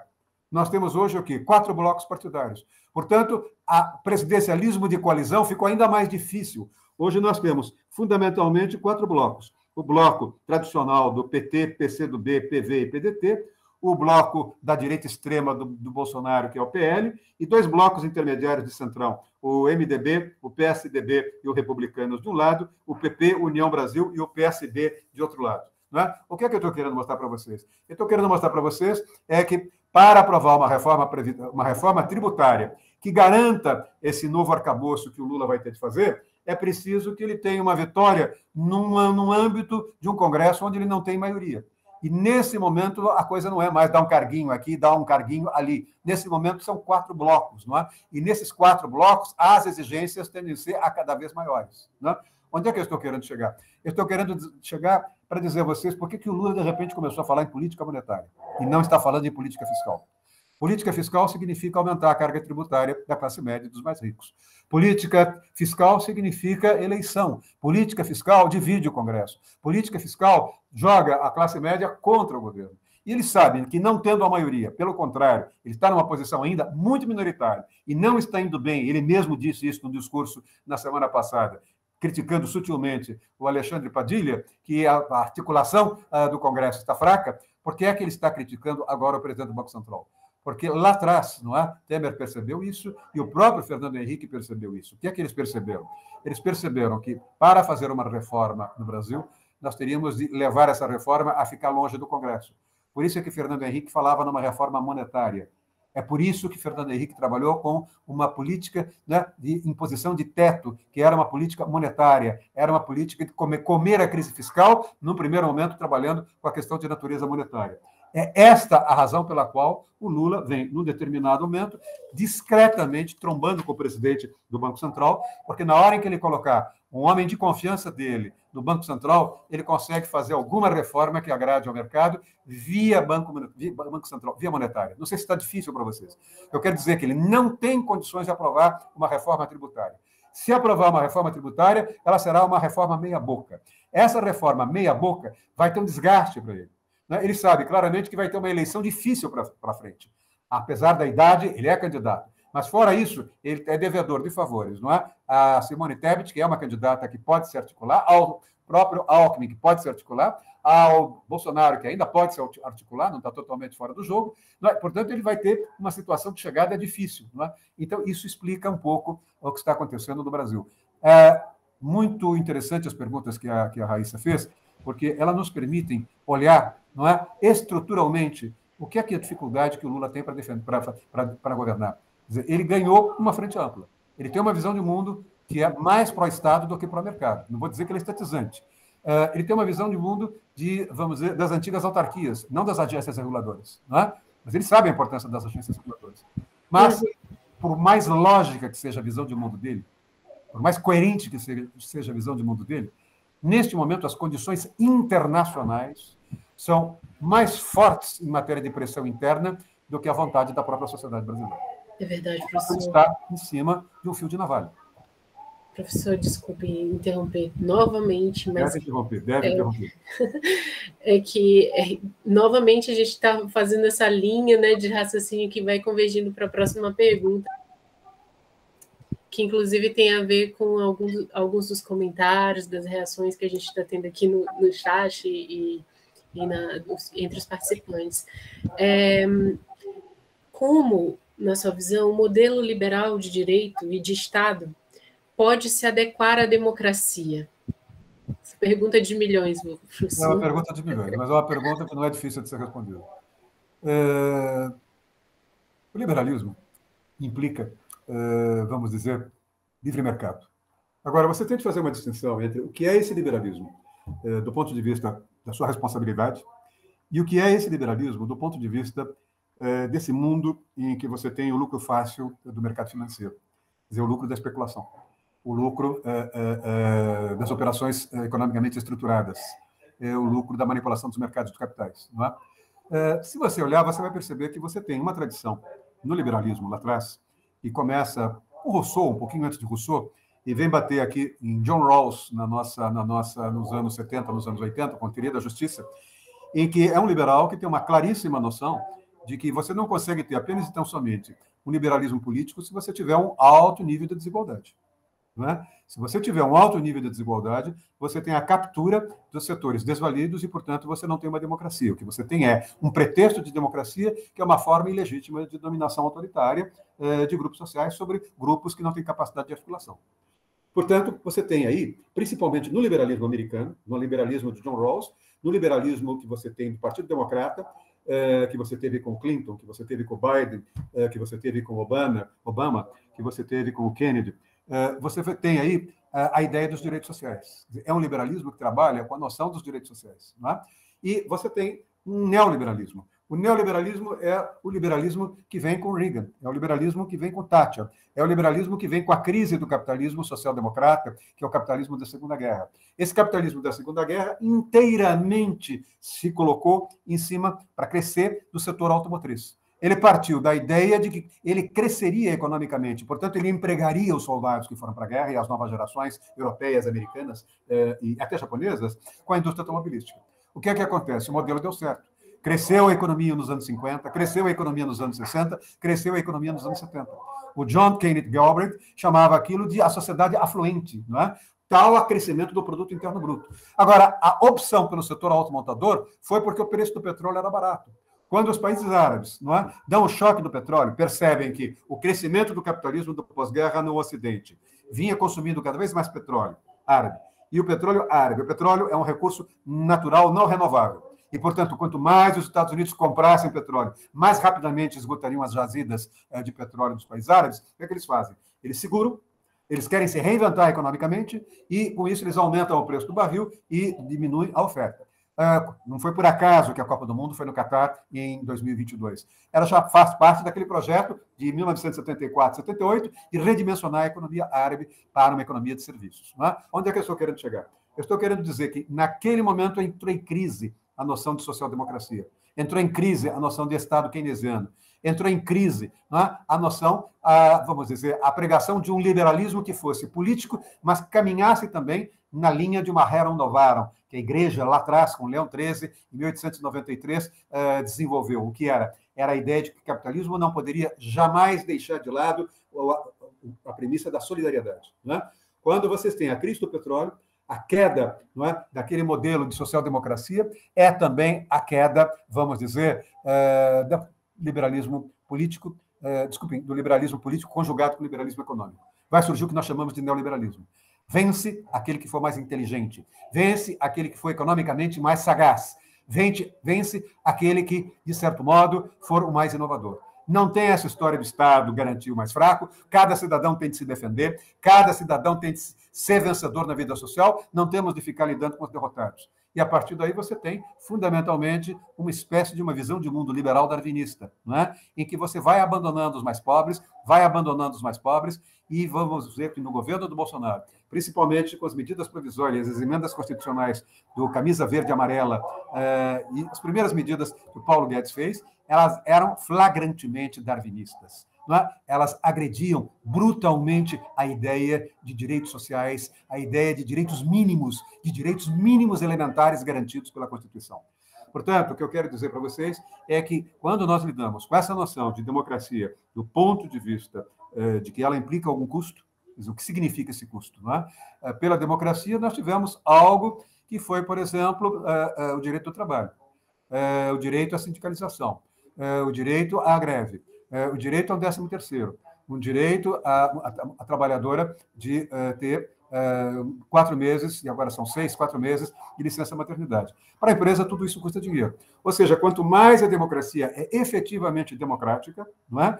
Mais os custos sociais tendem a aumentar, porque a população de baixa renda, sendo maioria, se a democracia for uma democracia séria, ela vai eleger os seus representantes, e seus representantes vão começar a tomar a dívida social, a resgatar aquela dívida social por meio de novos direitos sociais. Portanto, quanto maior é a ofensiva dos direitos sociais, mais despesa, mais custo isso é para as empresas. Foi exatamente para fugir disso que muitas empresas americanas, muitas empresas europeias foram buscar o leste europeu. Foram buscar o leste europeu e ganharam rios de dinheiro, porque o leste europeu vocês não tinham direitos sociais, vocês não tinham direito do trabalho, vocês não tinham o custo, vamos dizer, da carteira de trabalho, e, portanto, eles poderiam transformar a parte de suprimento nos países asiáticos num custo muito baixo, com trabalho quase escravo, para não dizer semi-escravizado. Não é? Um trabalho quase escravo, para não dizer semi-escravizado. Isso durou até a crise da pandemia.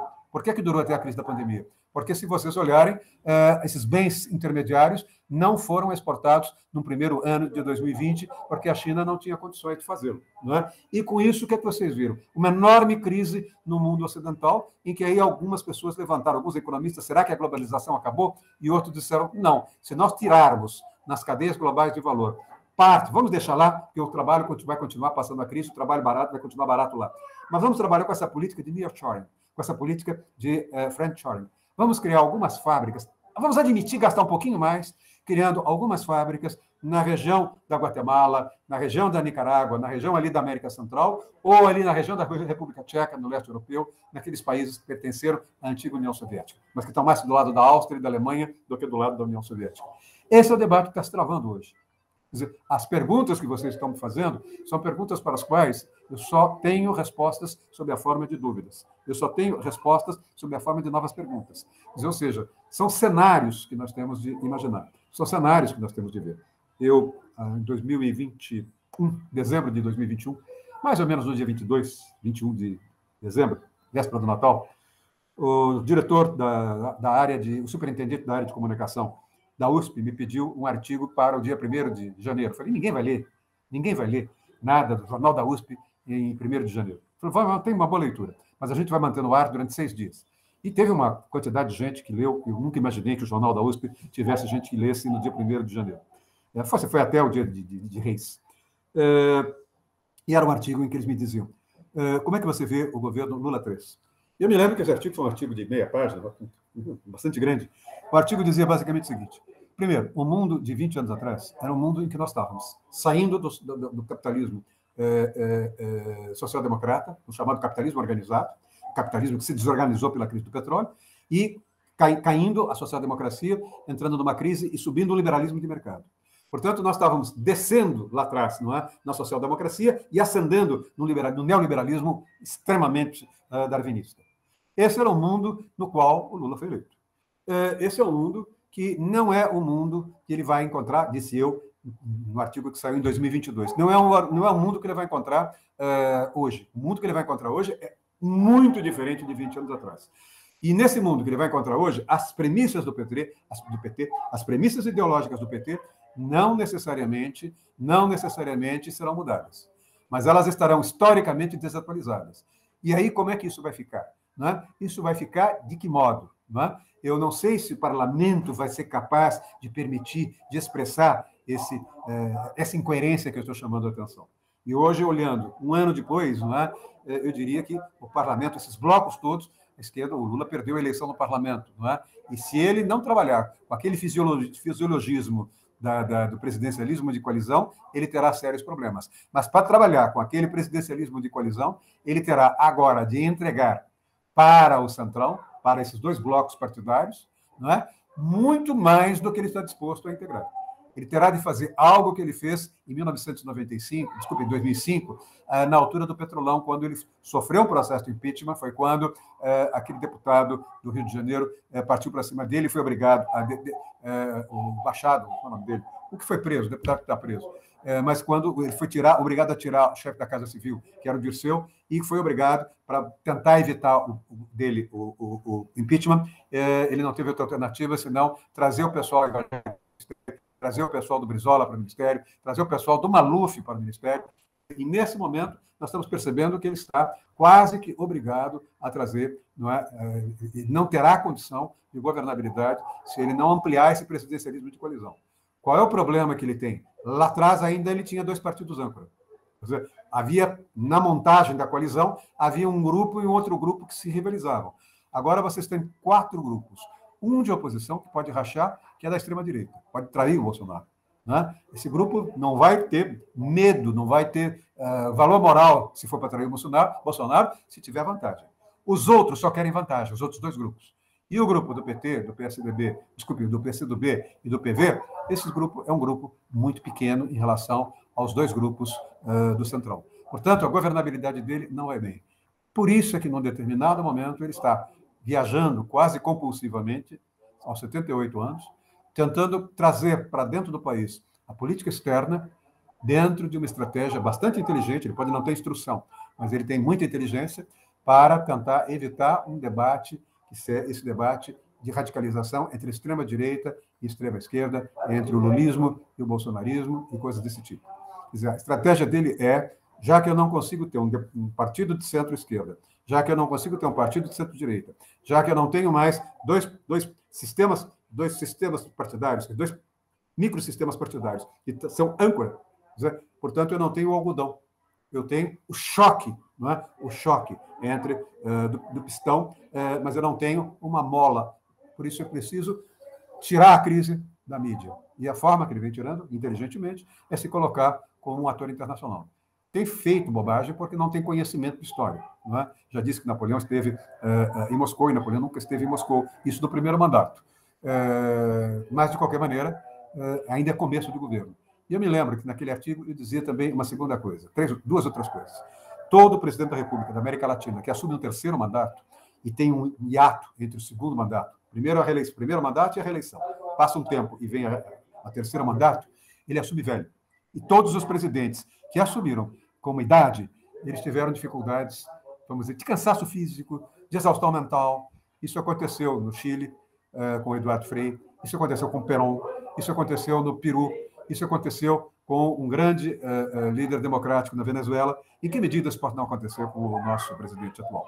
E a outra coisa que eu chamo muita atenção é que todos os interlocutores do Lula na vida, que ele confiava, esse pessoal praticamente morreu, ou esse pessoal se afastou por outras razões que a gente não sabe quais são, mas ele não levou para o Ministério o Dulce, ele não levou o Paulo Okamoto, ele não levou aquele rapaz tinha outro lá de Minas, que era muito próximo a ele, ou seja, ele perdeu por falecimento vários colegas de geração com quem ele discutia política, e ele não confia nos novos, não é? Ele não tem vamos dizer, ele não se sente livre, com a liberdade, ele se considera quase como um professor daqueles ministros dele, tem um dos ministros dele, que foi meu aluno, tem poucos, enfim, deve ter 38 anos. Né? Ele sente isso como garoto. Eu tenho uma prima irmã que é subministra dele, a vice-ministra é a secretária de Política Ambiental, a Ana Toni, foi diretora da Fundação Ford, formada na Alemanha e formada na Inglaterra, e ela me diz, olha, ele não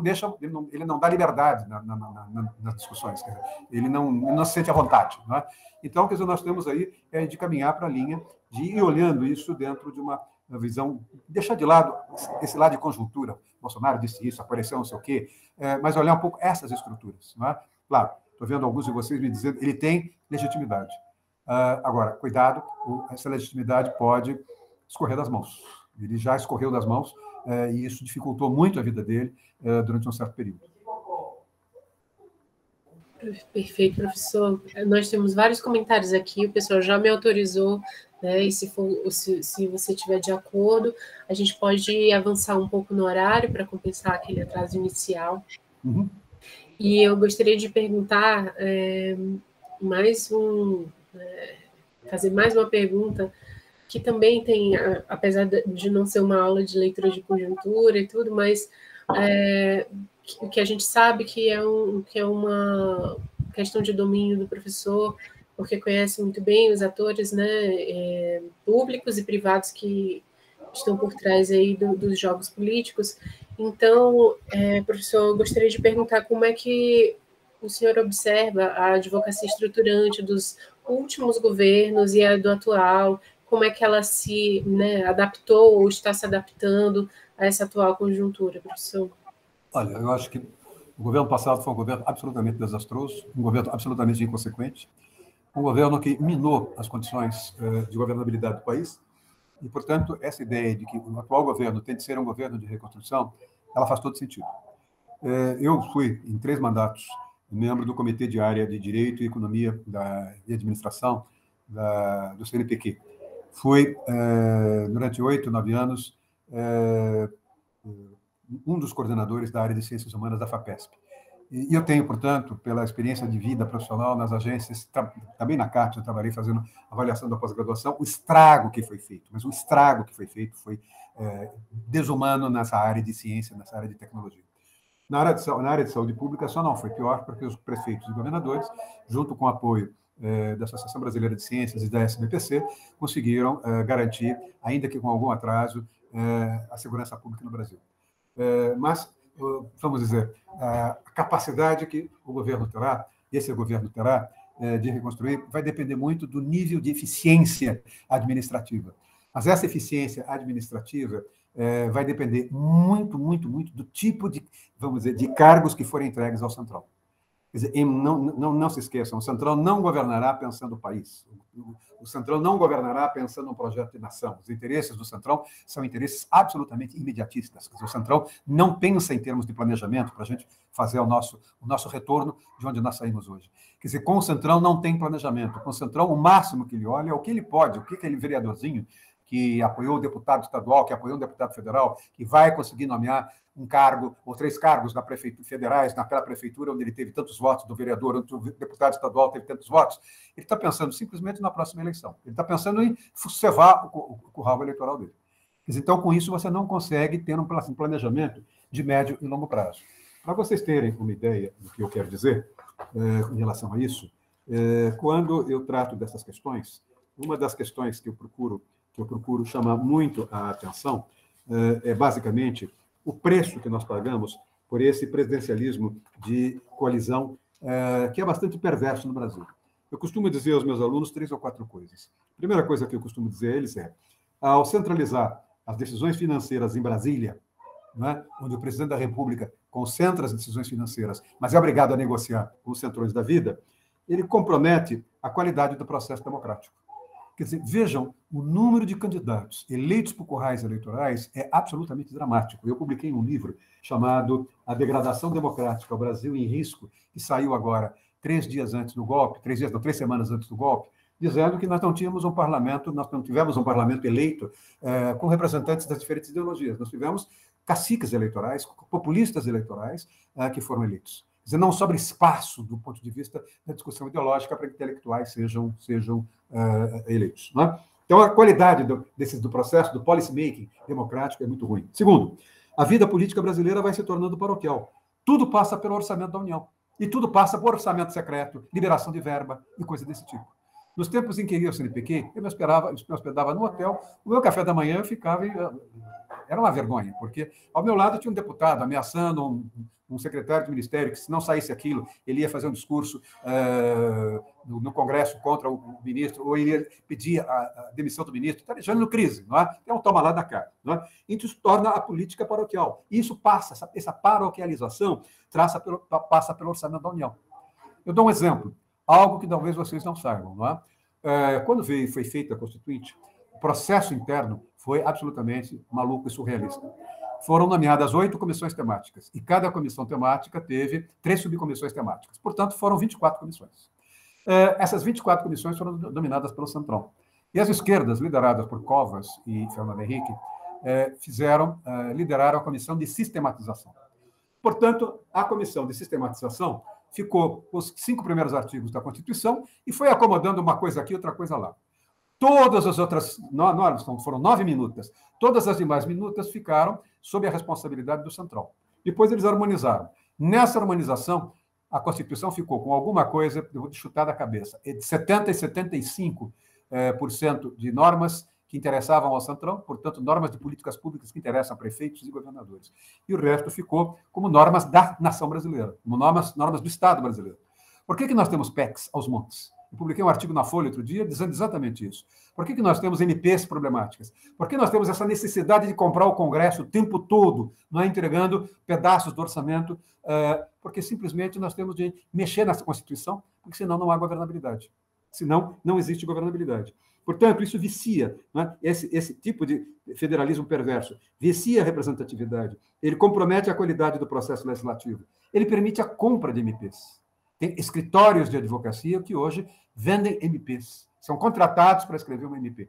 Ou por uma empresa privada que vai comprar uma MP via negociação com o executivo, ou vai comprar alimentando o Centrão. A dependência que os municípios e os estados têm dos recursos da União une as oligarquias regionais. Também liga o mandonismo local ao domínio da elite federal. Elite essa que, para sobreviver, depende das oligarquias estaduais.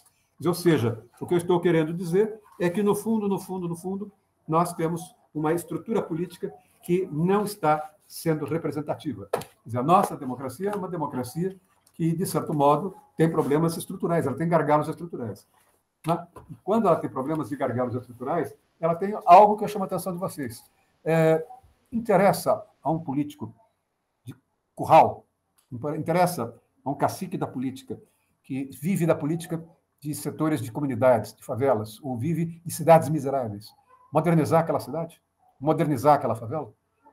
Eles têm uma clara noção, e a sociologia mostra que isso é possível, né, de que onde você melhora a qualidade de vida, o sujeito se conscientiza, né, de que num determinado momento ele não é mais instrumento político daquele sujeito.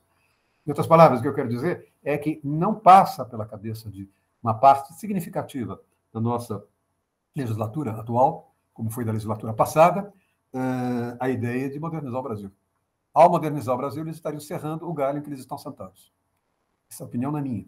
Essa opinião foi feita por Vitor Nunes Leal, num livro clássico dele chamado Coronelismo, Enxado e Voto, em que ele discutia claramente o Brasil da Primeira República. E ainda a gente tem o Brasil da Primeira República, de alguma forma, com algumas inovações, mas nós temos a aplicação, a validez dessa análise que ele fazia, né, que é a base, uma das bases desse livro que eu lancei. Nossa, professor, mais uma vez, dessa vez, realmente extrapolou até os limites da temporalidade da aula, porque esse é exatamente o ponto que a gente vai entrar na aula que vem, pessoal. Exatamente. A aula de hoje teve o nome Desenvolvimento e Estratégias Nacionais. Então, a próxima são heranças políticas e presidencialismo de coalizão no Brasil, que exatamente o professor vai resgatar alguns desses teóricos, né, alguns estudiosos da sociologia em relação ao direito, em relação à política, à economia do Brasil, e a gente vai fazer essa leitura mais interna.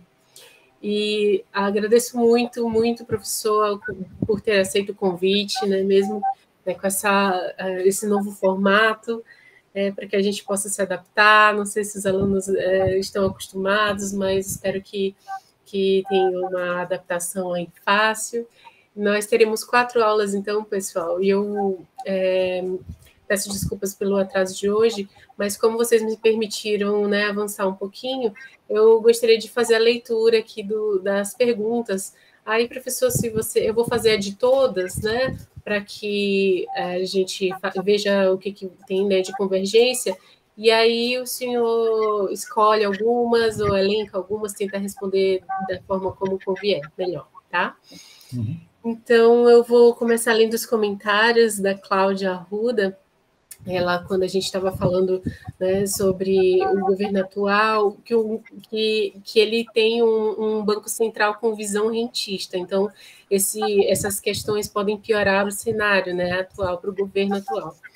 E também a Cláudia fala que o Estado, após a pandemia, não estaria interferindo para salvar a economia, ou não, né? O governo americano, por exemplo, tem intervido, é o que a Cláudia coloca, inclusive ela coloca aqui uma matéria do Globo sobre isso, né? Como o governo americano volta a investir com força na economia. Só para vocês terem uma ideia, nessa pergunta da Cláudia, quando ela fala em mentalidade rentista, o Roberto Campos Neto, que é um bom economista, mas é um economista, primeiro, que vem de uma família muito conservadora, ele era diretor de tesouraria. Quer dizer, portanto, é onde você tem de ter na diretoria de tesouraria um rentista, senão ele quebra o banco. Quer dizer, portanto, faz todo sentido essa noção.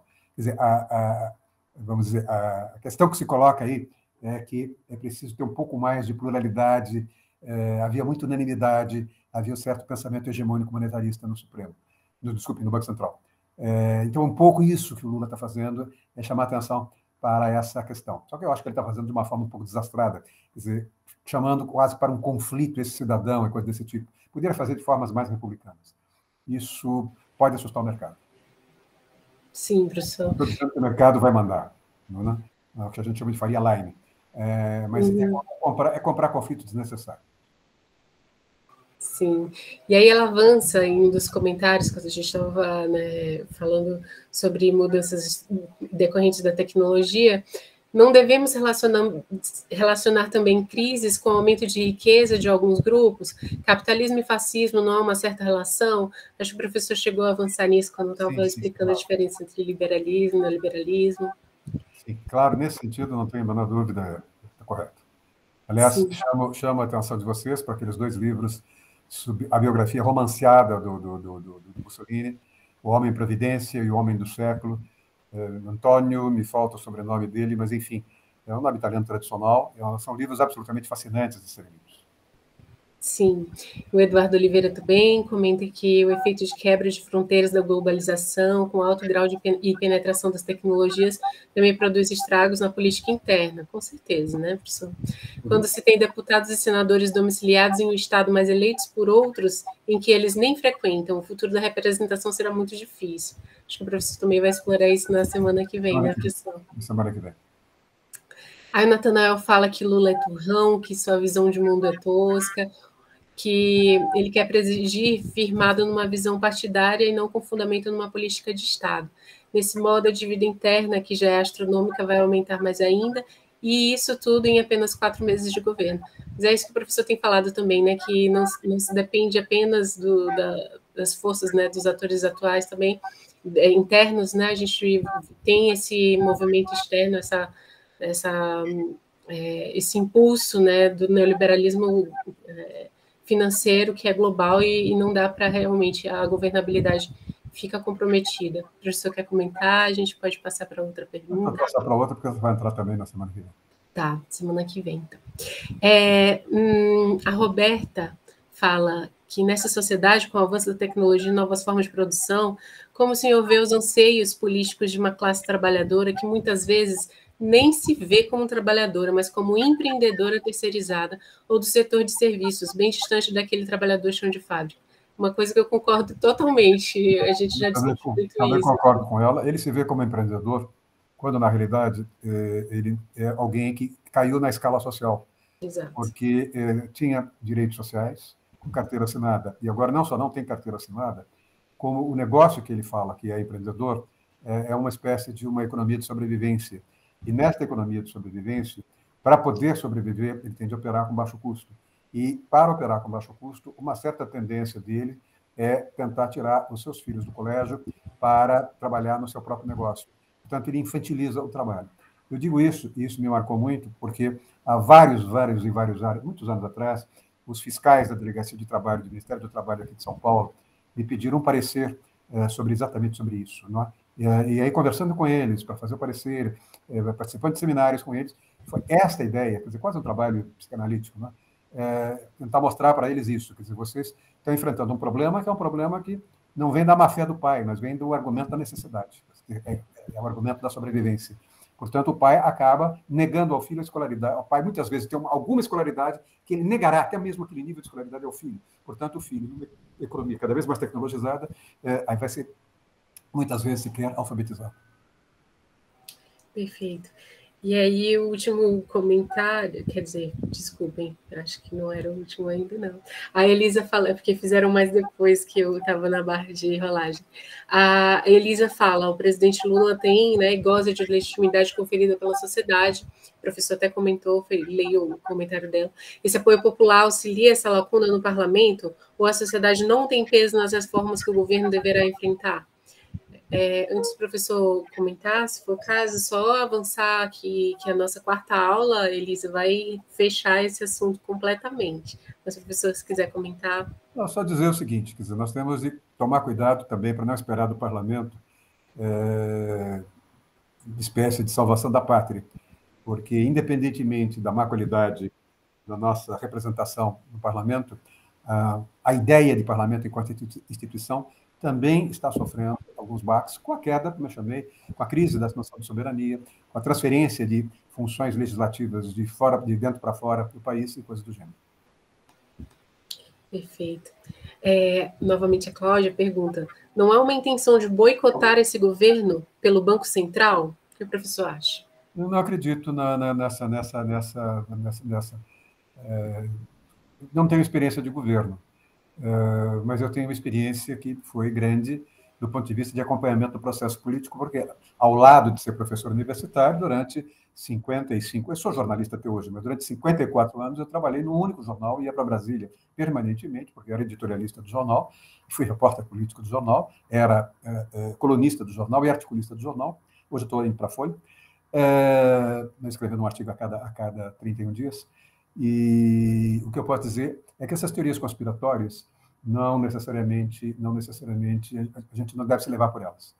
Eu tenho muito trabalhado, conversado, inclusive até aqui em casa, mas às vezes na casa de amigos, em que eu tenho a possibilidade de trocar ideias pela minha função, como professor decano da Faculdade de Direito, de trocar ideias com eventuais secretários de Estado, ministros, que são de governos, podem ser de governo deste ou daquele partido, de direita, esquerda, não importa, corintiano e palmeirense, e às vezes, inclusive, com pessoas que trabalharam para governos opostos e estão sentados tomando um café, discutindo. Isso é absolutamente normal. Eu tomaria muito cuidado com as teorias conspiratórias. Uma das grandes coisas que a pandemia me levou, a pandemia quase levou a minha vida, levou um cunhado e levou um sobrinho. Mas, do ponto de vista do que eu mais gostava, ela não deu para continuar. A cada 15 dias antes da pandemia, durante anos, nós nos reuníamos, um grupo de 10, 15 professores, muitos desses professores, ou quase todos, talvez desses 10, 15, só eu e o Oscar Vilhena não fomos ministros e não fomos secretários de Estado, de diferentes partidos, e ficamos discutindo o que seria a governabilidade, o que fazer, um pode ajudar o outro e coisas desse tipo. Portanto, eu insisto nisso, que um trabalho como esse que vocês estão pedindo para a gente fazer, para a Raíssa e eu fazer, é um trabalho que tem esse lado, quer dizer, olhar com um pouco mais de profundidade a estrutura, né? E deixar de lado o jogo do peão, o jogo da conjuntura. Perfeito, professor. Mais uma pergunta em relação apenas às aulas aqui. O livro, Cláudia, acho que já foi colocado aqui embaixo, Coronelismo e Chá de Volta, Vitor Nunes Leal, exatamente isso. E uma pergunta do Érico Oliveira. A ausência de uma justiça de transição da ditadura militar para um regime democrático, considerando que os militares entregaram o Estado destruído economicamente, contribuiu para que se permanecesse a aura de militares como bons gestores? Tem a ver com esses PNDs, né, professor? Exatamente. Eu dei uma entrevista para o jornal USP, a Rádio USP, exatamente sobre esse tema, de 1h05. Eu acho a pergunta extraordinariamente importante. Eu acho que um dos grandes problemas que nós tivemos foi lidar mal com a saída dos militares. Quer dizer, o Supremo se sujeitou, em nome de uma vamos dizer, convivência, se sujeitou a um parecer que foi aprovado, garantindo a anistia aos militares. Aquilo foi um erro monumental que foi cometido. Não sei se vocês acompanharam, mas eu publiquei um artigo logo depois, em janeiro mesmo, no dia 9, no dia 10, nem me lembro se foi no jornal, em qual jornal foi, estou escrevendo para vários jornais, foi no Jota, eu acho, foi no site Jota, talvez, dizendo o seguinte, quer dizer, nós temos de acabar com medo de tratar os militares como se fossem capazes de derrubar o país novamente. Quer dizer, eles não têm o mesmo prestígio, não têm a legitimidade, não têm as mesmas condições que tiveram em 64. E outra coisa, eu tenho dito isso, a mentalidade dos militares hoje paga um preço altíssimo, que é o atraso, a má qualidade dos cursos. Eu não conheço todos os cursos, mas conheço, fui a 2, foi a Escola Superior de Guerra e a Escola de Comando do Estado-Maior do Exército, há muitos anos atrás. E, fundamentalmente, os programas estão extraordinariamente desatualizados e excessivamente ideologizados. Perfeito. É isso. Mais um comentário também sobre a nossa questão como o neoliberalismo afeta, né, a divisão do trabalho, enfim, a precarização do trabalho. A Cristiane fala, apesar da precarização do trabalho, fim dos benefícios, o fato de ser PJ destrói o espírito de classe e torna os trabalhadores concorrentes? Claro. Faz todo sentido. É uma resposta, né? Uma pergunta retórica, é exatamente isso, né? E a gente, né, já incorporou tanto esse espírito empreendedor que até assume as culpas, né, de que a nossa trajetória não está sendo correta, que nós não fizemos o melhor possível. É aquilo, né? Trabalho. Se eu não estou rico, é porque a culpa é minha, né? Não tem análise de conjuntura, análise social nenhuma. É o darwinismo social. É o darwinismo social, exatamente. Então, acredito que eu tenha lido todas as perguntas, todos os comentários. Se alguém tiver algum outro comentário, a gente pode responder por e-mail também. Eu vou deixar aqui no chat o meu e-mail, o e-mail do professor, e também vou deixar lá no Google Classroom. Quem não tiver ainda acessado a plataforma, por favor, entre para ficar atualizado em relação aos links das próximas aulas, em relação aos materiais que vão ser disponibilizados. E aqui uma pergunta burocrática do Vitor, aquela lista apresentada no Classroom precisa ser assinada, pois está fechada no momento. Não tenho certeza, tá?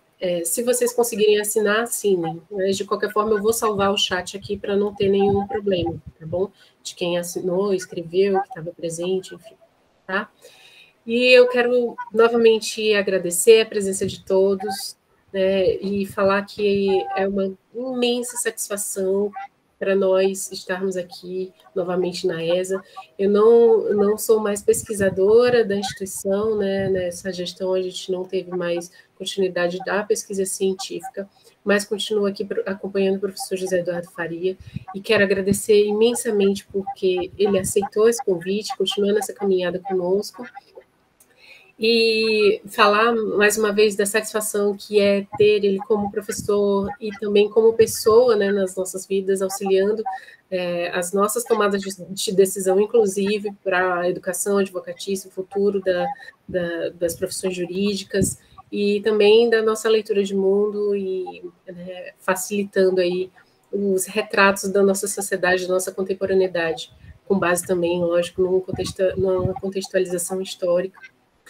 E é isso, gente. Muito obrigada, professor.